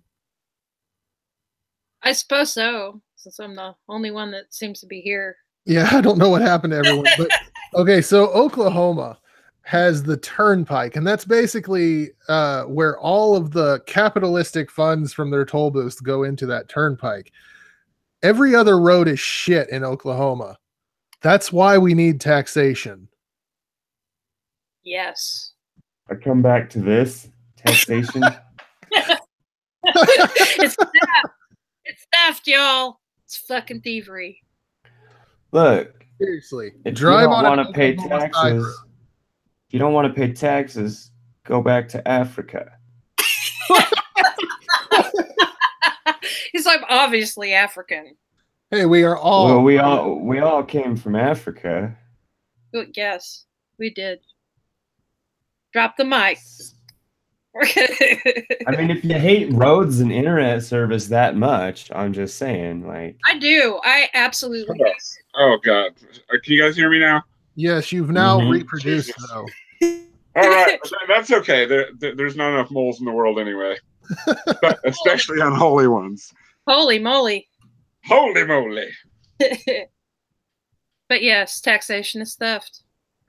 Oh, Matt, are you spamming my chat with your propaganda, fucker? Are you spamming my chat with your propaganda? Look, Ayn Rand is God. Okay, that's all there is to it. All I gotta say is masturbation is theft. The only way that someone can be objective is to be an objectivist, and you know, profit is above all things. Wow. Atlas shrugged. Ron Paul. Rand Paul. Masturbation without representation is a crime. Yeah, Don't tread on me like, or my penis. no step on snake.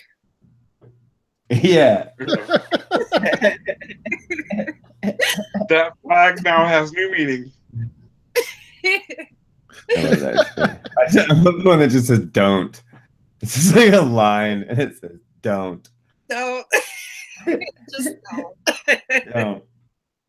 Like, don't reproduce. No step on snake.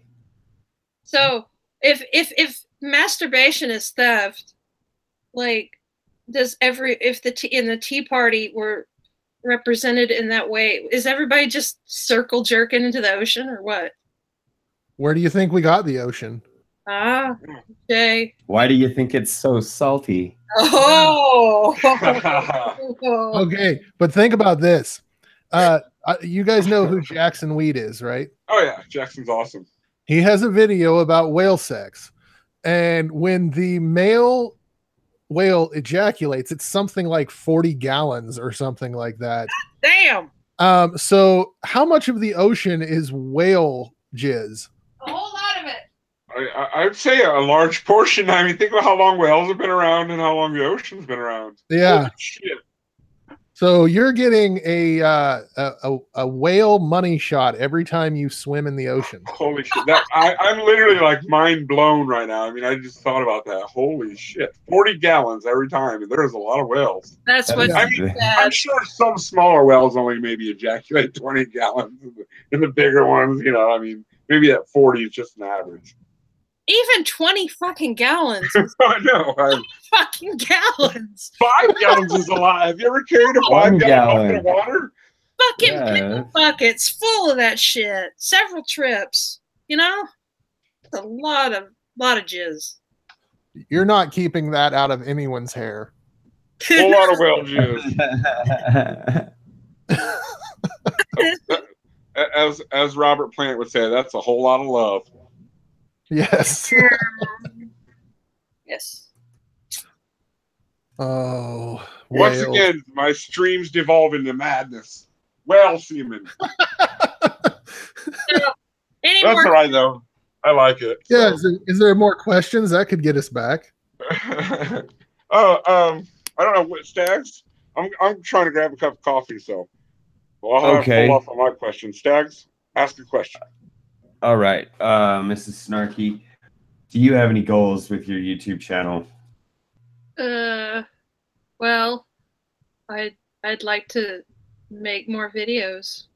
That's an admirable goal. my videos suck, so they can only get better from here, really.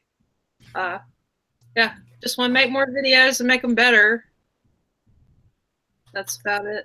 Maybe one thing that I've been thinking about changing is maybe I want to talk about things that are more personal. And I've been doing that lately because most of my content is just kind of, look at these dumbasses, ha ha ha. you know, which is fun, but it's not really all that I'm about. So. Right.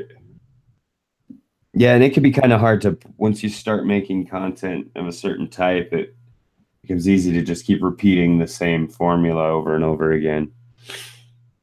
Sometimes I've been trying to get myself to break out and make other types of content too. Excuse me. Yeah, like I'm not, I guess it seems kind of cliche to me, to the whole branding thing. So like, and me, I've always been kind of the alternative kind of person. So yeah, I'm not branding. I'm just being me. Excellent. That's excellent. So when you came out of believing in all the woo-woo and started being more skeptical minded and had more critical thinking skills, did you feel like angry at the woo community? Fuck yeah, I did.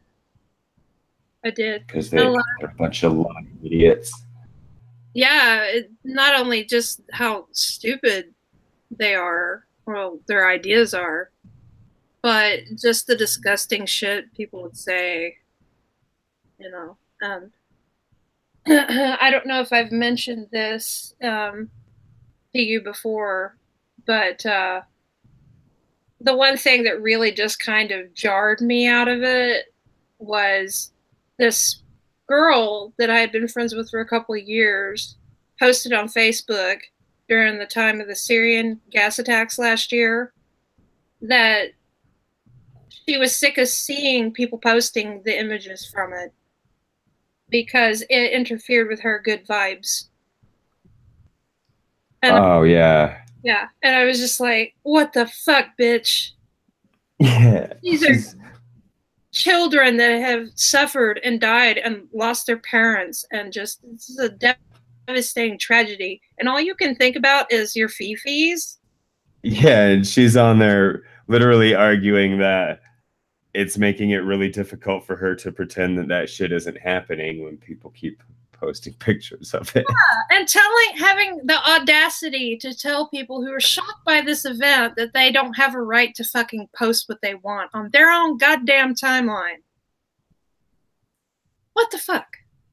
Yeah, that's stupid. If I never tell people not to post them. If somebody's posting things repeatedly that I really just don't want to see in my timeline, I'll just mute them or I'll unfollow them or whatever. I've had to unfriend people on Facebook because I live in a pretty rural area that's mostly white, and there are some legitimate like neo-Nazis around here, or people that are at least sympathetic to that. They might not be neo-Nazis necessarily in their day-to-day lives, but if you ask them how they feel about black people or whatever, and they'll post swastikas on Facebook and stuff like that just to be edgy or dumb. And I just unfriend them. Like, I unfriended a bunch of people on Facebook, and then I'll run into them on the streets, and they'll be like, "Why did you unfriend me on Facebook?" And I'm like, "I don't want to see your stupid, hateful shit in my feed." Yep, exactly. I've had to do the same thing. Dude, I'm from Texas. But I don't ask them to stop posting it. That's my point. Like, right, yeah. I just excommunicated Facebook completely out of my life. It's like, I'm done with you. Excommunicated. Wow. Yeah, I did. I got rid of it. I'm really close to deleting it. Not just deactivating, but actually deleting my account. I heard that's really, really hard to do. It's not. You just gotta. It's not easy, but I mean, they don't want you to be able to do it accidentally. So with Facebook, deleting your account, it will try to pretty much keep you from it. And if you're not careful, it'll say, well, why don't you just put your account on hold, click OK, and for 3 months your account will be gone, but then it'll come back. I rarely use Facebook anymore, but I do still keep it because there's certain people that I want to stay in contact with. But I run a couple groups on one. I actually have 2 Facebook accounts, one for family and coworkers, and the other for friends I've made. And I run a few groups on the one with the friends I've made, so it still has a use to me. Yeah, I mean, I don't, I like when I say excommunicated, I just don't get on Facebook. I still keep it because there's some people that hit me up through Messenger that like I haven't, like old friends I haven't seen in a long time. I don't even bother getting on Facebook because I just see nothing but nonsense on there. You know, people posting, you know, thank God woke me up today, whoopee, you know, and you know, or like, you know, my kid's sick and got a broken arm. Well, that's sad, but I don't really care. I mean, let's be honest. Or look what I made for dinner. Once again, I don't give a fuck. I mean, it's just nonsense. It's pure nonsense.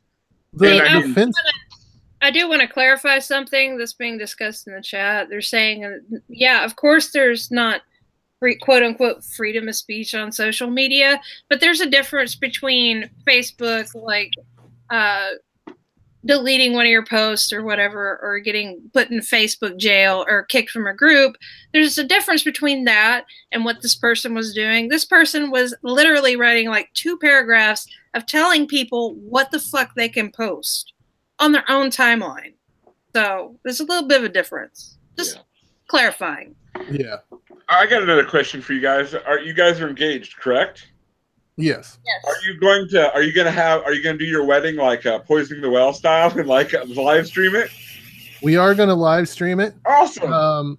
We are, it seems pretty much set that, well, I'll have to discuss it with him a little more, but I think Godless Engineer is actually going to officiate. Oh, that would be fucking cool as shit. So you getting married in down south or up north? We're getting married in this area. Him and KC are gonna come up. Oh, that is so cool.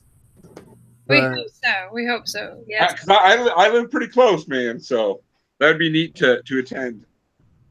Oh yeah, well you're both invited. I mean, definitely. I mean, you're probably the closest skeptic to me right now. Well, I'm sure there's some others, but I mean, you're pretty damn close. I mean, we're neighbors, that's for sure. Yeah, I mean, as far as content creators, there's a few in the area, but it almost seems like when you're in the Midwest, there can only be one content creator per state. Yeah. I hope not. I hope not. I live in Illinois. They have Chicago, so I'm sure there's a lot of people that they're creating content. Yeah. Oh yeah. But I don't even consider that part of Illinois, to be honest with you. There's like when people think of Illinois, they think Chicago, when really they should think 97% cornfields in a big city is really what Illinois amounts to. Yep. Well, bean fields too. I'm sorry, I forgot about soybeans. There's some of them too. Yeah. We got to talk about soybeans and pork. Oh yeah, the town I live in was at one time the hog capital of the world. That's our town motto. No shit. The hog capital of the world. We got pig shit. Yep. So you have the stinkiest town in several counties. That's the weird thing. There's not that many hog farms around here. I mean, there's a few. I mean, I do live in rural Illinois, but really not that many. Oh my God. My uncle, when I was a little kid, he was a hog farmer. He's like, you smell that, boy? He's like, I'm like, yeah, it smells like shit. He's like, smell of money, boy. I'm like, all right, whatever. I smell shit myself. You know what else is the smell of money? Meth labs. And they also stay. Yeah. I was going to say, we have stockyards in town, and every Thursday, the whole town smells like cow shit because of the stockyards. It makes the water stink. You make more money off pig shit than you do off a meth lab for sure. Oh, probably. I've never seen anybody get rich selling meth. Yeah. It's not for lack of trying. I've seen them get long. I've seen a lot of them get long prison sentences, though. Yes. Yeah, that happens. Or dead. Well, meth makers, they just don't know what to invest their money in. Like, they'll invest in like 30 broken down cars that don't run on their lawn. Yeah, well, no, if they're investing their money, they'll buy cars that do run, or 4-wheelers and snowmobiles and shit like that. Trailers. Yeah. And seriously, not even joking. A town over from us, there is some meth addicts, and one of them was vacuuming his roof. That sounds right. Right? Like meth heads will like take fucking flashlights to their lawnmower and mow the yard at 3 o'clock in the morning, and then wonder why people think they're weird. Like that's not a weird thing to do at all, is it? Like how vacuuming your roof came into someone's mind. I guess that's one way to clean your gutters, but it seems like in the ass. It's like a lot of work. Yeah. A whole lot of work. You know how that happens is it's because of a disconnection from reality. Like they've been up for so long that they don't probably realize that that's what they're actually doing, or somehow in their mind that makes sense that that's what they need to do. Mercolium said in the chat that meth heads will buy a car that runs, then try to fix them, and they will absolutely do that. I had a friend once that like they had this bright idea that we were all tweaked out, and we disassembled this 4-wheeler, took it down in a basement, got it running, assembled it, and then realized we can't get this fucking thing out of the basement because we assembled it in a basement, and then it ran and everything, but then we couldn't get it out of the door because we had disassembled it, took it down there, reassembled it, and then we're like, wait a fucking second. It's like a bottle in a ship, but a 4-wheeler in a basement. Oh my God. Have you guys ever seen the movie Idiocracy? Yeah. Oh yeah. When they have the rehabilitation and they're trying to get the big monster truck to that little bitty. So can I tell you guys my experience, my only real experience with psychedelics? Sure. Okay, so I was at a friend's house. He was older. I think he was in his mid-20s, and I was like 16, 17. And I went over to his house, and we were working in his yard, and I was like, it was a hot summer day, and I go, you got anything to drink? He goes, yeah, just go into the fridge, get anything you want, and come out. And so I went into his fridge, and he had some sodas and stuff like that, but he also had a container of Kool-Aid. And I was like, oh, that looks really good. I'm going to have some Kool-Aid. And I drank a glass, and then I drank a second glass, and I went outside. He's like, did you get something to drink? And I go, yeah, I had 2 glasses of your Kool-Aid in there. And he was like, oh no. And turns out it was Kool-Aid that had been made with shrooms. And he goes, you're going to need to sit down and just stay sat down, and it's going to be weird. Yeah, I couldn't imagine tripping and not knowing I'm going to trip, or not knowing what to expect. Like, I mean, you got to get yourself kind of in a mindset for that when you're going to ingest hallucinogens. You got to be ready for it. Here comes a shroom trip you weren't ready for. Yeah, and I was by the way, there's nothing you can do to stop it. There's no way in hell you can stop this from happening. It's not going to happen. There's nothing you can do to get this out of your body now. Yeah, except for ride it out. Buy the ticket, take the ride. I don't feel anything. I don't know. Whoa. And it just hit. And I'm sitting there. And here's how this went. So everything went all swimmy in my mind. And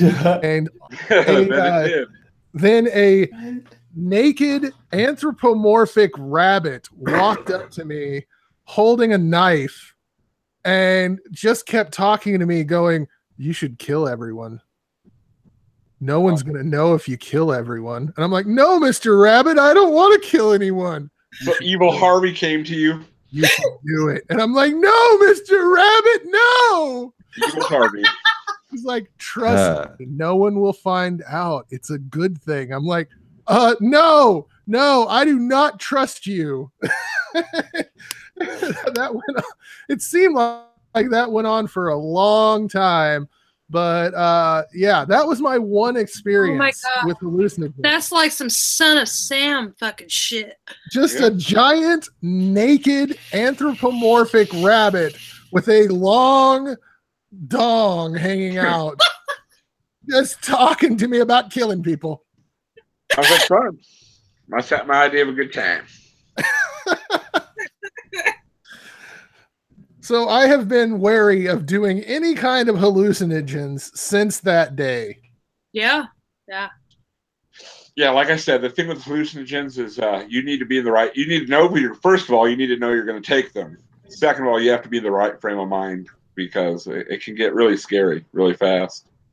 I mean, your mind just. I mean, I don't know. I've never had a bad trip on mushrooms. I've done them hundreds of times. I've never had a hallucination quite that intense. They make my gut hurt really bad, though. They give you a really strong body high, and I hallucinate to an extent. But they also, I have zero patience for bullshit when I'm on mushrooms. Like if people are sitting there trying to fuck with me or trying to make me trip out or whatever, I'll just tell them to leave. I will turn into a zero. Like if you guys think I have no patience for bullshit anyway, I will fucking tell people just to go away. Like I won't flip out on people or anything like that, but I'll just be like, look, did you need to leave? I'm trying to have a mushroom trip and I don't like you right now. You're like the least favorite thing in my world. Right. I usually end up leaving the crowd when I ingest hallucinogens. Like, remember the last time I ate acid? I was at a party and it was fine at first. You know, I mean, you know how acid is. You wait, then bam, you're tripping.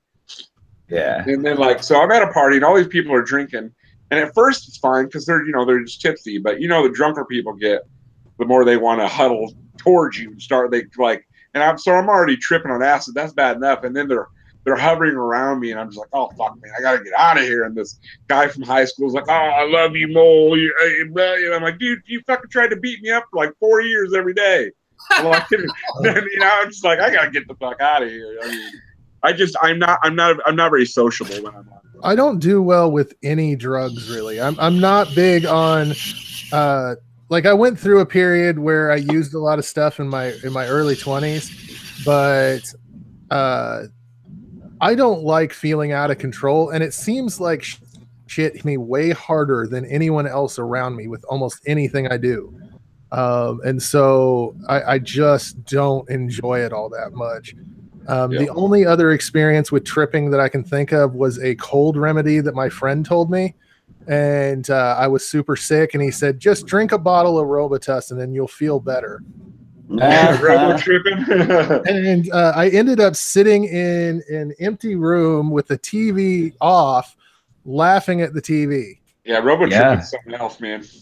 That's right. Did you have one hand over one of your eyes so that you could see everything in single?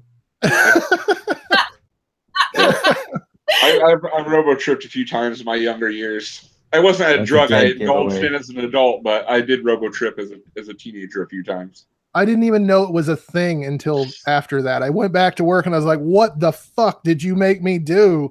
And he's like, oh, you just robo-tripped. That's cool. No, it wasn't cool. No, that's not cool. I didn't know that I would hallucinate on fucking Robitussin. Yeah, you sure will if you drink enough of it. See, now that's the sort of thing where I would expect a naked bunny with a knife. Yeah, I remember watching the static on the TV when I was robo-tripping, and there were like shapes in it that were like people walking up and waving at me and shit. It was weird. Yeah, hallucinogens, they can be a lot of fun, but they can. I like sex. I've never had a bad trip, but if I feel myself starting to float that way, I would take myself to a different situation. You know what I mean? Had any kind of weird hallucination on hallucinogens. I only just got a body high or whatever. Yeah, I've had hallucinations, but not that kind of hallucinations. I've had more like tracers and the walls breathing and stuff like that, or just things seeming like my view of reality is skewed, like the TV just that's a weird fucking angle, or that kind of hallucinations. I've only had a hallucination when I was really, really stressed out, and I have bipolar. So my experience is Mrs. Snarky has an incredibly high tolerance for anything. When we drink, she'll make me a drink and I'll get 4 or 5 drinks in and I'm basically gone. She will be completely fine, perfectly well, no issue. And by drinks, I'm saying I'm just drinking half a cup and I'm pretty well done. I'm such a lightweight. Yeah. Well, I mean, drinking and doing drugs is definitely something you can get better at if you do it a lot. You know, I mean, it just takes practice. Yeah, practice makes perfect, just like anything. Except for it ruins your life. That whole thing. Yeah. And drugs are fine for getting you through life until they stop working. Then they're no longer fun, and by that time you're addicted to them, and you have no choice but to do them. That's the whole bad thing about addiction. Yeah. Yeah, exactly. Straight Sith Male asks if we've ever tried belladonna or gypsum weed. I never have. Yeah. I've heard no good things about that. Yeah, I've never heard any good things about that at all. The most intense hallucinogen I've ever done was DMT. That shit is wild. I don't know if any of you have ever tried it, but oh my goodness, it makes acid look like a walk in the park for real. I mean, that stuff it's 15 minutes, 20 minutes tops, but it is the longest 20 minutes of your life. It is. I've never done DMT, something else. I have done salvia. Isn't belladonna just like? Doesn't it just calm you? In small doses, yeah. Yeah, we've used belladonna and therapeutic doses. Other than that, it'll kill you. In larger doses, it can make you hallucinate, which, from what I understand, is very uncomfortable and unpleasant hallucination. And larger doses than that, it'll make you sick and kill you. I was gonna say, isn't there just like a very small line between this will make you hallucinate and this will kill you? Yeah. Yeah, it's sort of like if you're poisoned and you start hallucinating because you've taken too much poison and you're about to die. Yeah, it's that kind of thing, I think. Yeah, that's what there are much safer options. If you really want to trip on something, man, there's safer options. Smoke some fucking weed, man. Right. You're not gonna trip on weed, but to be honest, if you don't do drugs, please don't start. They're no fun to do. Yeah. Well, look, if you want to trip bad enough that you're considering smoking belladonna or drinking belladonna, then you need to smoke some weed, but not because you need to trip. It's because you need to reevaluate your life. Yes. Yeah. Well, if you really want to trip badly, just stay awake for like a week straight. Oh yeah, that sleep deprivation will fuck you up. Yeah. Oh, badly. I mean, the things will just blur past you, and you'll see all kinds of weird shit if you're sleep deprived. Yeah. Sleep deprivation can be the most powerful hallucination that there is, besides like DMT. You can actually see weird shit like that isn't there. Right. I've heard that sleep deprivation actually is like more dangerous than driving drunk. Like if you're sleep deprived and you drive, I mean it's either equivalent or worse than driving drunk. I mean you're more of a danger to society or to other drivers, I guess. I can see that. This conversation. You just fall asleep at the wheel if you're sleep deprived. Like you'll just fall asleep at the wheel without being able to help it. I love how my interview is all about drugs. Like, let's talk about drugs. Okay. It devolved. It got off track. I did my best to try to keep it on track for the first hour, but even I can only do so much. Yeah. You're not a god, Stags. You're not a god. No, it's things happen, stuff devolves. I think that everybody tends to go on weird tangents. Once, like if you say something and someone responds, it just off it goes. Yep. Took a right there. Sorry about that. I want to get you on my Wizards and Lunacy hour, Mrs. Snarky, one of these weeks coming up, maybe this Friday. Yeah, that'd be fun to watch. That would be fun. It'll just be a one-on-one discussion. We'll go for about an hour or two just to talk about Wizards and Lunacy. Yeah. That sounds like fun. I'll bring my magic books. Perfect. You have any books? Aleister Crowley and shit on us. Start wearing little pyramid hats. I don't still have any of the stuff that I used to have from that era of my life. I've lost everything I've owned a number of times. Yeah, me too. Or like throwing it away. Unfortunately, I still have a lot of my woo stuff. I did throw some stuff away, but mostly just like stuff that I didn't actually pay for, like wands that I found in the woods and stupid shit like that. I'm not saying this to be funny, but I'll try to get it back on track. Well, I was going to ask you a question. Were you like, did you have other friends in your woo community? Did you have a coven or anything? No. I was just wondering. I mean, like, did you practice alone or did you practice with anybody else? I guess would have been a better way to put it. I practiced alone. Okay. She tried to get me to practice. It didn't work out. Well, he did a couple of like meditation visualization rituals with me. One, the middle pillar ritual. Yeah, see, I don't see anything harmful about like some tenets of like meditation is just inner reflection, centering your, calming your inner being, I guess you could say. Yeah, I don't see anything wrong with that. This particular meditation is practice in theurgy, which I don't know if you know what that is. I don't. You're not familiar with theurgy. Theurgy is the practice of connecting to God. Oh well, yeah, I wouldn't know what that is because I've never tried to.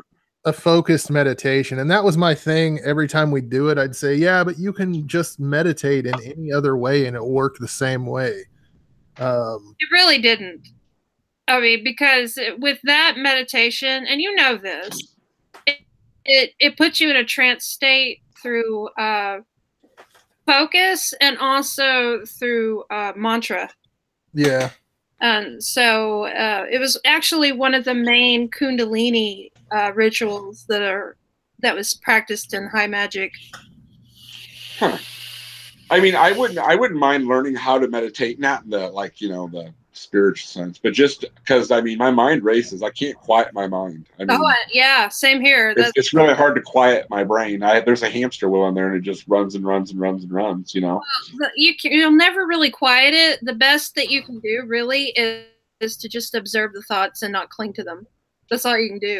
But that does relax you because you're not taking a thought and just sticking with it and letting it grind away at you. Yeah. Well, that's easier said than done for some people. I told you about my past, and addicts like to wallow in self pity a lot. They do that. We get really resentful of people if we're not careful. I have to be really careful about how I react to things nowadays. Yeah, and see, that's one of the good things about learning mindfulness and meditation. I will say that I did gain some knowledge in that, and it has helped me in terms of, like, I'll have an initial reaction to something, but I know that it's just me, reacting to it, and it's just like a proto-passion kind of thing.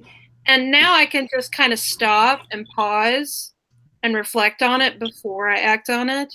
Yeah. Not always, but a lot better than I used to. Yeah, that's what I was telling you earlier. Well, I had to learn that myself. That's part of, part of 12-step. I'm not ashamed. I'm a recovering addict. No shame in that. Absolutely. But a lot of what they say, if you take out the God part of it, I just had, like I said, I had to flip my life around because, my life centered on my self-centeredness. My life was all about me. No matter who it hurt, it didn't matter to me as long as my needs were met, how my feelings were. I had to learn that my feelings weren't the most important thing in life.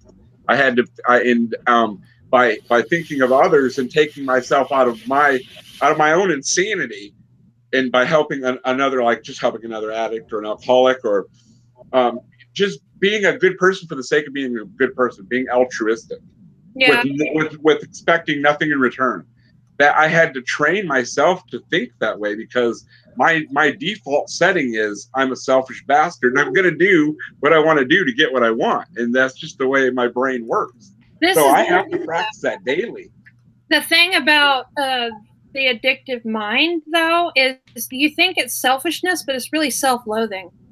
Because if you think about it, if you really just cared about yourself, then you wouldn't. Yeah, you're exactly right, and a lot of it also goes back to fear. A lot of my problems in life was fear. I never felt good enough for other people. I was never smart enough. I was never good looking enough.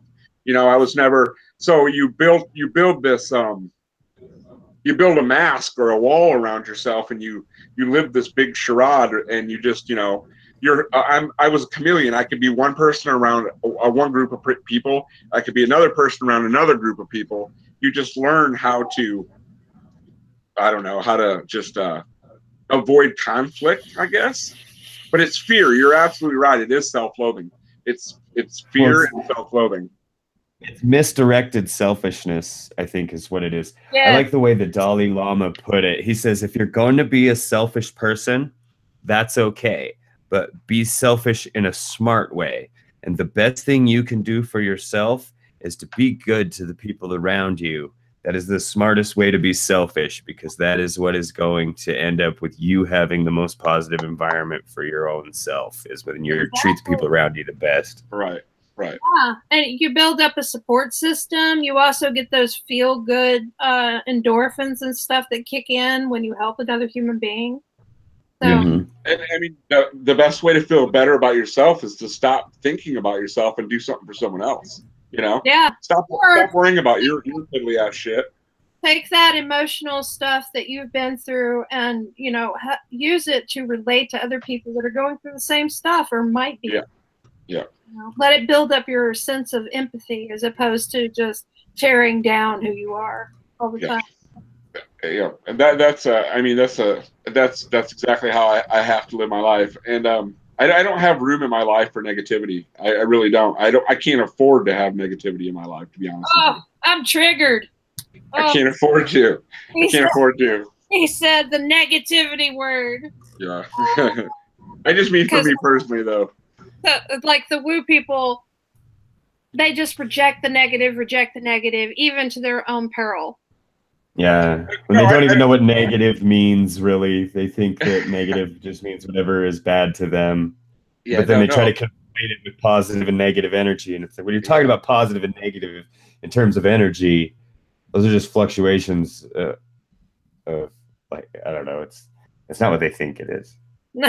I meant in the sense that I can't be around negativity. Like I can't be around people that will like expect me to lie or expect me to steal or cheat, to revert back to my old self. That makes me think like the way I used to think, because that kind of negativity will fucking crush me. Yeah. Nobody needs fucking drama. Yeah, and it's really easy for me to get sucked into drama because that helps me stop for thinking about myself for a few minutes, and I'm like, oh, I'm better than this guy, and I gotta crush that ego. I gotta knock that ego back down to size, because I'm nobody. I'm no different than anybody else. I'm not. I like to think I'm a special case, but I'm not. I'm just a grateful recovering addict. I'm grateful that I'm not dead, you know, and I don't have to depend on narcotics to get me through the day every day. That's what I'm grateful for. You know, I get a kick out of meetings where people are like, "Oh, like I prayed to God to keep me sober today, and He did it." I'm like, "Well, good. You good. You didn't drink today. You didn't use drugs, and you prayed to God, but you're still a miserable fuck." I mean, so what good is that? Like, instead of fucking praying to God, go out and do something for somebody. Make yourself feel better. You know, you didn't drink and you prayed, but you're still a miserable fuck. So. What is they're still addicted. They've just replaced the addiction with fucking God, you know. Their belief. Yeah, exactly. Yeah, and I can't depend on God because He's never answered me before, so I'm not going to start asking Him now. You know. Yeah, I don't think He's going to suddenly be like, "Hey, mole." Yeah. How you doing? Right. Hey, man, you shouldn't have been doing that stuff all them years. You've always been my bro, mole. Right. Oh, I have so many stories of people that just give everything that's good in their life to God, and it just drives me nuts. Oh, I bet you heard it all the time. I bet you used to say it all the time at one point. Oh, I definitely said it. And it like knowing that I was once like that sickens me more. But my sister is so deep into a Pentecostal cult that you might never have heard of it, but it's called Victory Outreach. No, I've never heard of that. It basically takes in former gang members and drug users, and it puts them into their rehab program. Well, their rehab program is basically an indoctrination program to get them to be lifelong members of the church. Yeah. And, you know, props to it that it works. They get them off of drugs, but then they basically use them as slave labor. They're forced to do community service whenever the church needs it.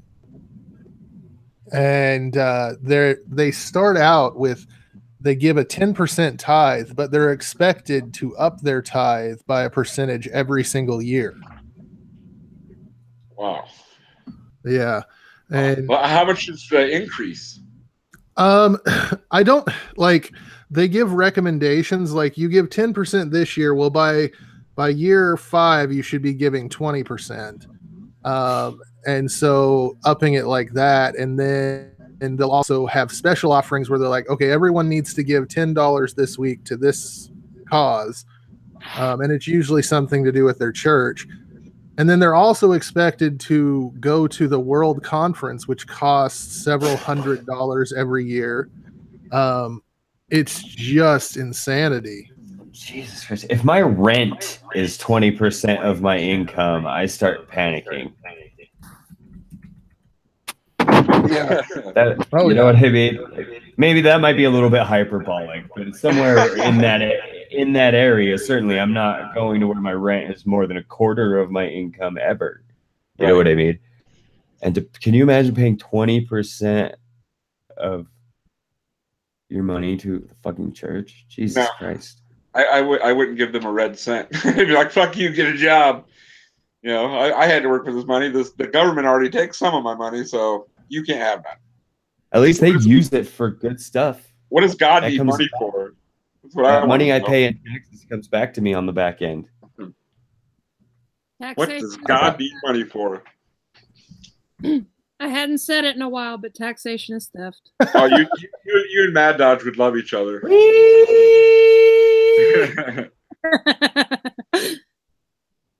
Yeah, I always give him shit about that taxation stuff thing. I don't really like politics, so I'm not really too worried about it. But I just like to give him shit about it.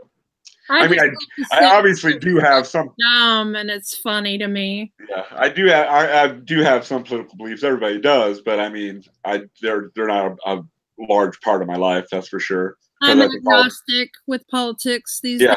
Me too, pretty much. They're all full of shit, you know. So they're just like church. They're just like the church, you know, a bunch of snake oil salesmen. That's what they are. Well, they're all in this country, at least, from the fucking church. So. Yeah, you know, there's still, what is it, 7 states that you can legally not hold office if you're an atheist? Yeah, something like that. Yeah, that's crazy. I mean, see, there's some states like that you can't even testify as a witness in a trial if you're an atheist because you have to pray on the Bible. I mean, I wondered about that before. Like, what if I ever had to go to someone's trial and testify and they wanted me to swear on the Bible? And I was like, no, I don't believe in God, so no, I don't want to. What would they do? I mean, like, do you guys got a law book I could swear on or something? If you were in Texas, they'd probably fry him immediately.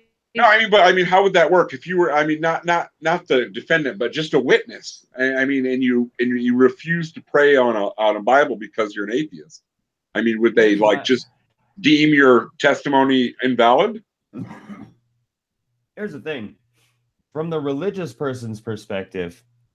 An atheist swearing on that Bible, there might be a problem there. From my perspective, I have absolutely no problem putting my hand on a book, whatever the book may be, and sticking my other hand up in the air and saying, I'm going to tell you the truth now with my hand on this book. It doesn't matter to me. The book doesn't have any special powers. And that's what I'm saying. But I mean, a law book would work just as well. I mean, I'm still going to tell the truth because I'm in a court of law and I respect the law of the land. Red Clifford, the Big Red Dog book would work just as well.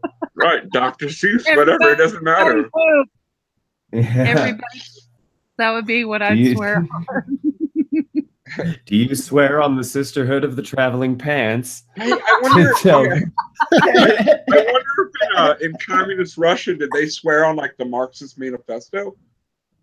I just want to say here that it would be awesome to hear someone say, I do so swear on green eggs and ham. I do so swear I am.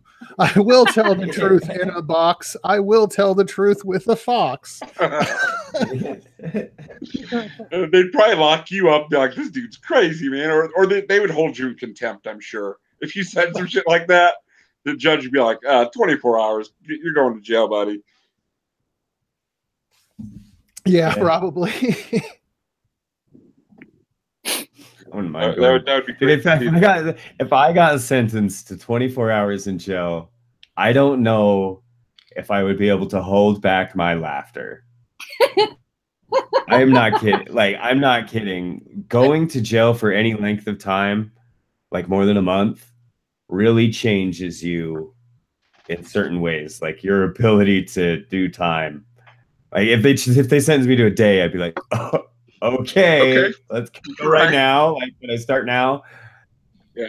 And I'd just go in there and I would go to sleep. I would eat a honey bun. I would take a shit and I would get out tomorrow before I was ready. I wouldn't be ready to leave. And they'd be coming to roll me up.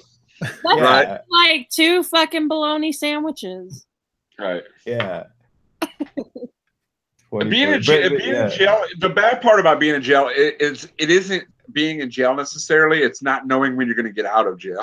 That's the worst part. Yeah. Like if I'm sentenced, if I've been sentenced and I've done a little time, not in prison, but in jail. But if I've been sentenced, I don't mind it. You know, I'm like, you know, I get to eat some ramen noodles, play some cards, read a bunch of books. It's not that bad. I mean, boring as shit.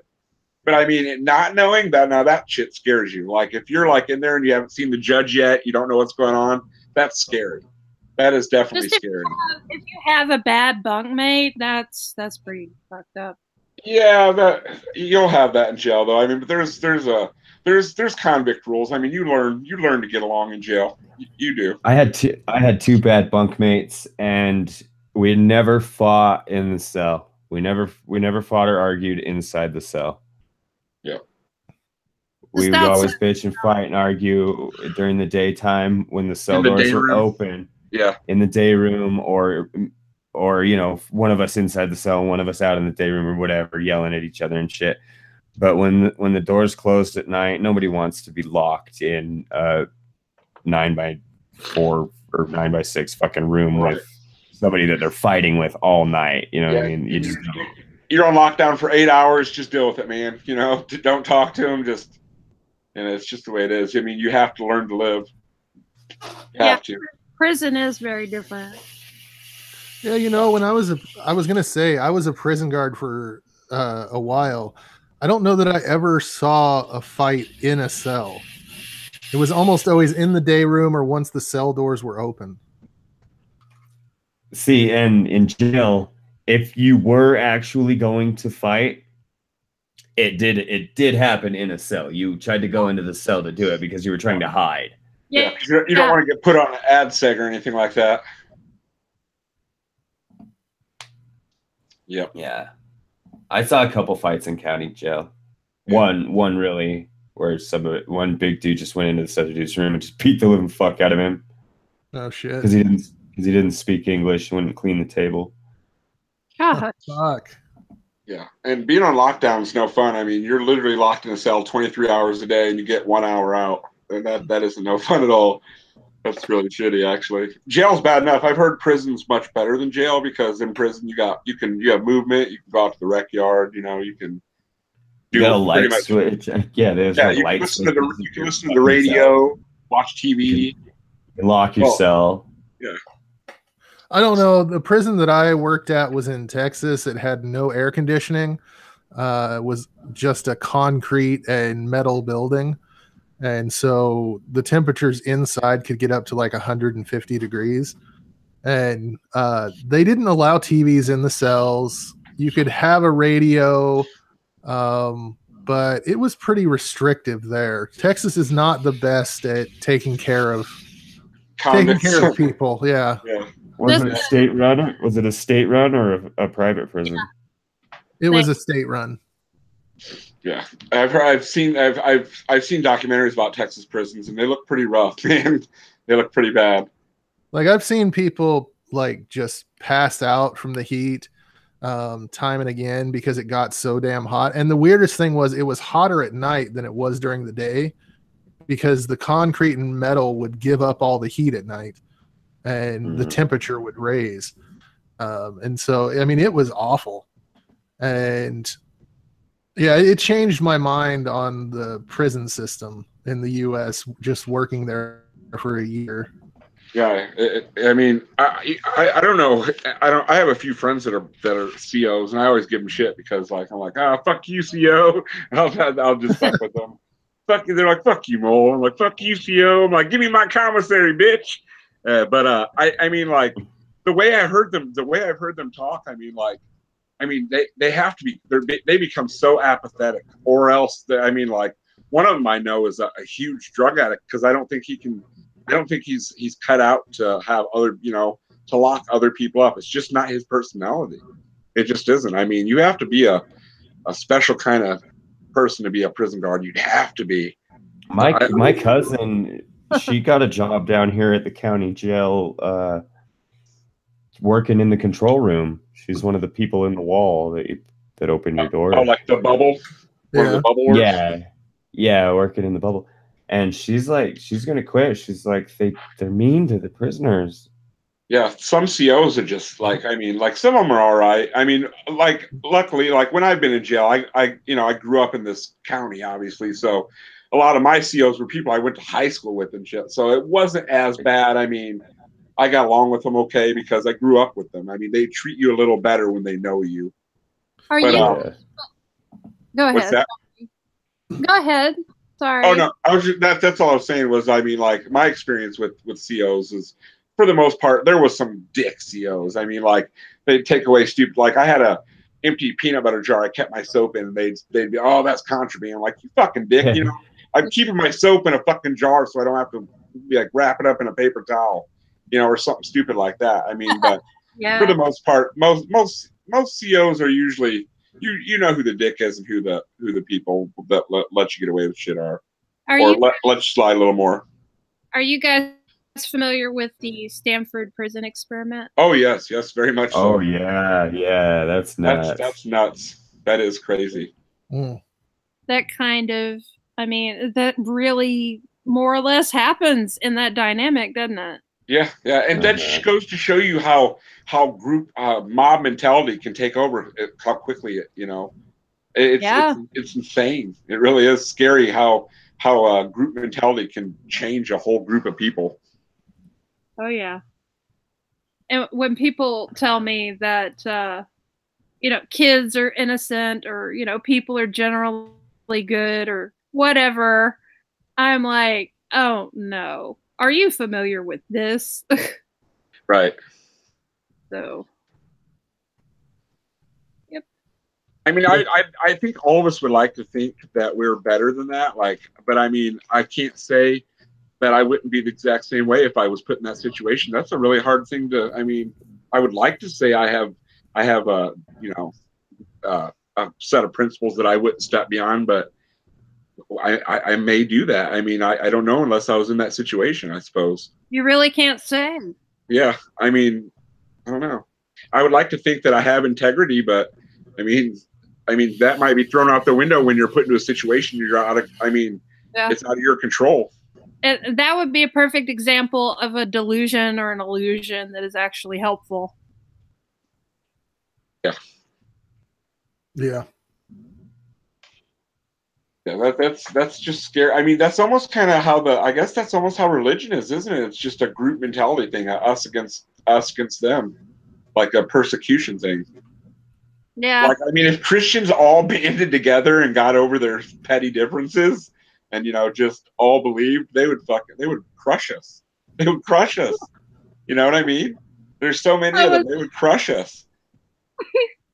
They would lose so many trying to reconcile all their differences. So many people would become atheists just from that. Oh, yeah, you got a point there. Yeah, I don't think they could ever reconcile their differences anyway. I mean, I'm just saying hypothetically, if they could though, and keep their faith, I mean, they would outnumber us and have such a strong force to fight against us.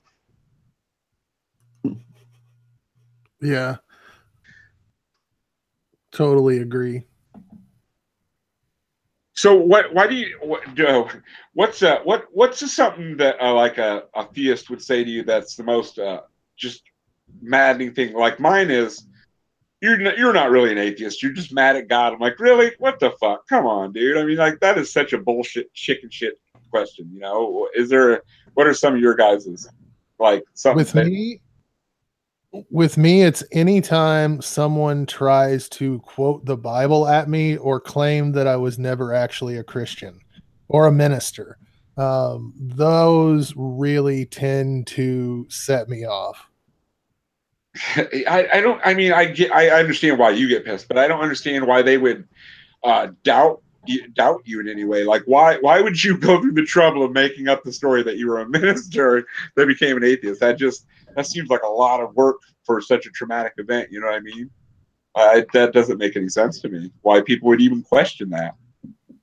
Yeah. Or are you saying that they're saying you weren't a real Christian? You never were really saved. You didn't. They'll say I was never really saved, or basically just that I'm lying about everything. That I was never even a Pentecostal, or just all sorts of crap like that. And they'll try to say, "Oh yeah, well, you never read the Bible," and then I can quote whatever scripture they want me to quote, and it just really, it grinds my gears, as what Family Guy would say. Well, they can't hand. This guy's a great big phony. Yeah, they can't. They have to think that they've thought further than you. They have to think that they've thought more about this than you have, that you just haven't got to where they are yet. I get the same thing with flat earthers. They don't, and all kinds of conspiracy nuts. They don't realize that I've already thought what they have, and then I continued to think more. Staggerson, no. Did you research? Did you do your research? Yeah, that's my favorite one. Do your research. If I could get them to define what that means, then yes, I probably have watched just as many YouTube videos as they have. Research on the interwebs, Yeah. If something, it's got to be true. That's what I think is funny too. Is like they're so willing to believe that NASA's lying and that all the governments are lying, but it's so hard to believe that David Wolf is lying.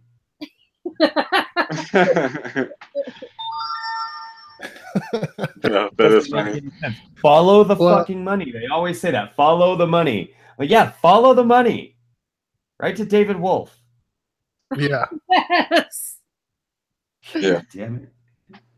Follow the money. Right to Ken Ham. Yeah, that's why I don't know if you heard me say earlier, like that's another case of why when people hear hoofbeats, do they expect a centaur instead of a fucking horse? I mean, what's the more probable answer? And they expect they believe the craziest thing out there, but they don't believe the most logical answer there is. No. Have you ever argued with someone who believes that unicorns were for real? Not rhinos. No, I can't say that I have. Fucking unicorns. I've argued with two people about this. Oh yeah, those were brutal. I can't believe that people actually believe that stuff. That blows my mind. Wow. What do I do here? I'm gonna here. That is insanity. I mean, now that, like you said, religion isn't insanity, but believing that unicorns are real, that's probably pretty close to insanity, I must say. I would say so. I probably shouldn't do that. I don't know if anybody has epilepsy or anything, but I'm flashing the light in the back of the room, Mole. Do you know what that means? Am I under arrest? No, it means like it's fucking. Maybe it's time to start wrapping up. Yeah, I was going to say that anyway. I just didn't know how to breach the subject without sounding like a wiener. The best way is just to say, "Well, we've talked for a whole long time." Yeah, no matter how long you've been talking for, that doesn't matter. You just state the amount of time as though it's relevant. You say, we've been going for about 2.5 hours now. I think it's about time to wrap it. It doesn't matter what the length of time is because there's no rules. See, that's why I love having you on, Stags. I mean, you're my voice of reason at times. Yeah, you really are. Just like Hey, y'all, shut the fuck up, bitches. Nice light way of doing it. I'm done with you, motherfuckers. I'm out. Y'all suck.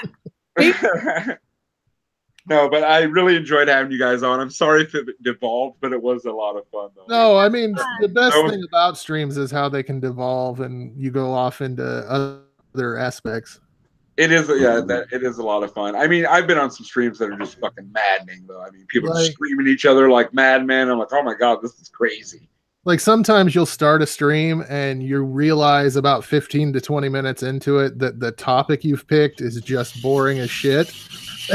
You're like, oh, well, how about we talk about movies? Right. And it just, I mean, devolving is fine. And not that the topic today was boring. It's been great, but just it's been fun talking about all the kinds of stuff. Yeah. I mean, things branch out, you know? I mean, one thing leads to another.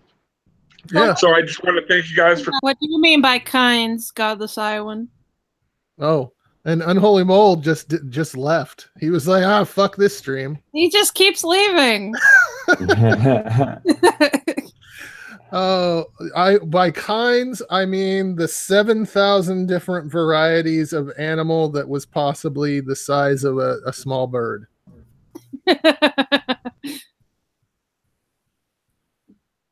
I'll have a good day. Goodbye.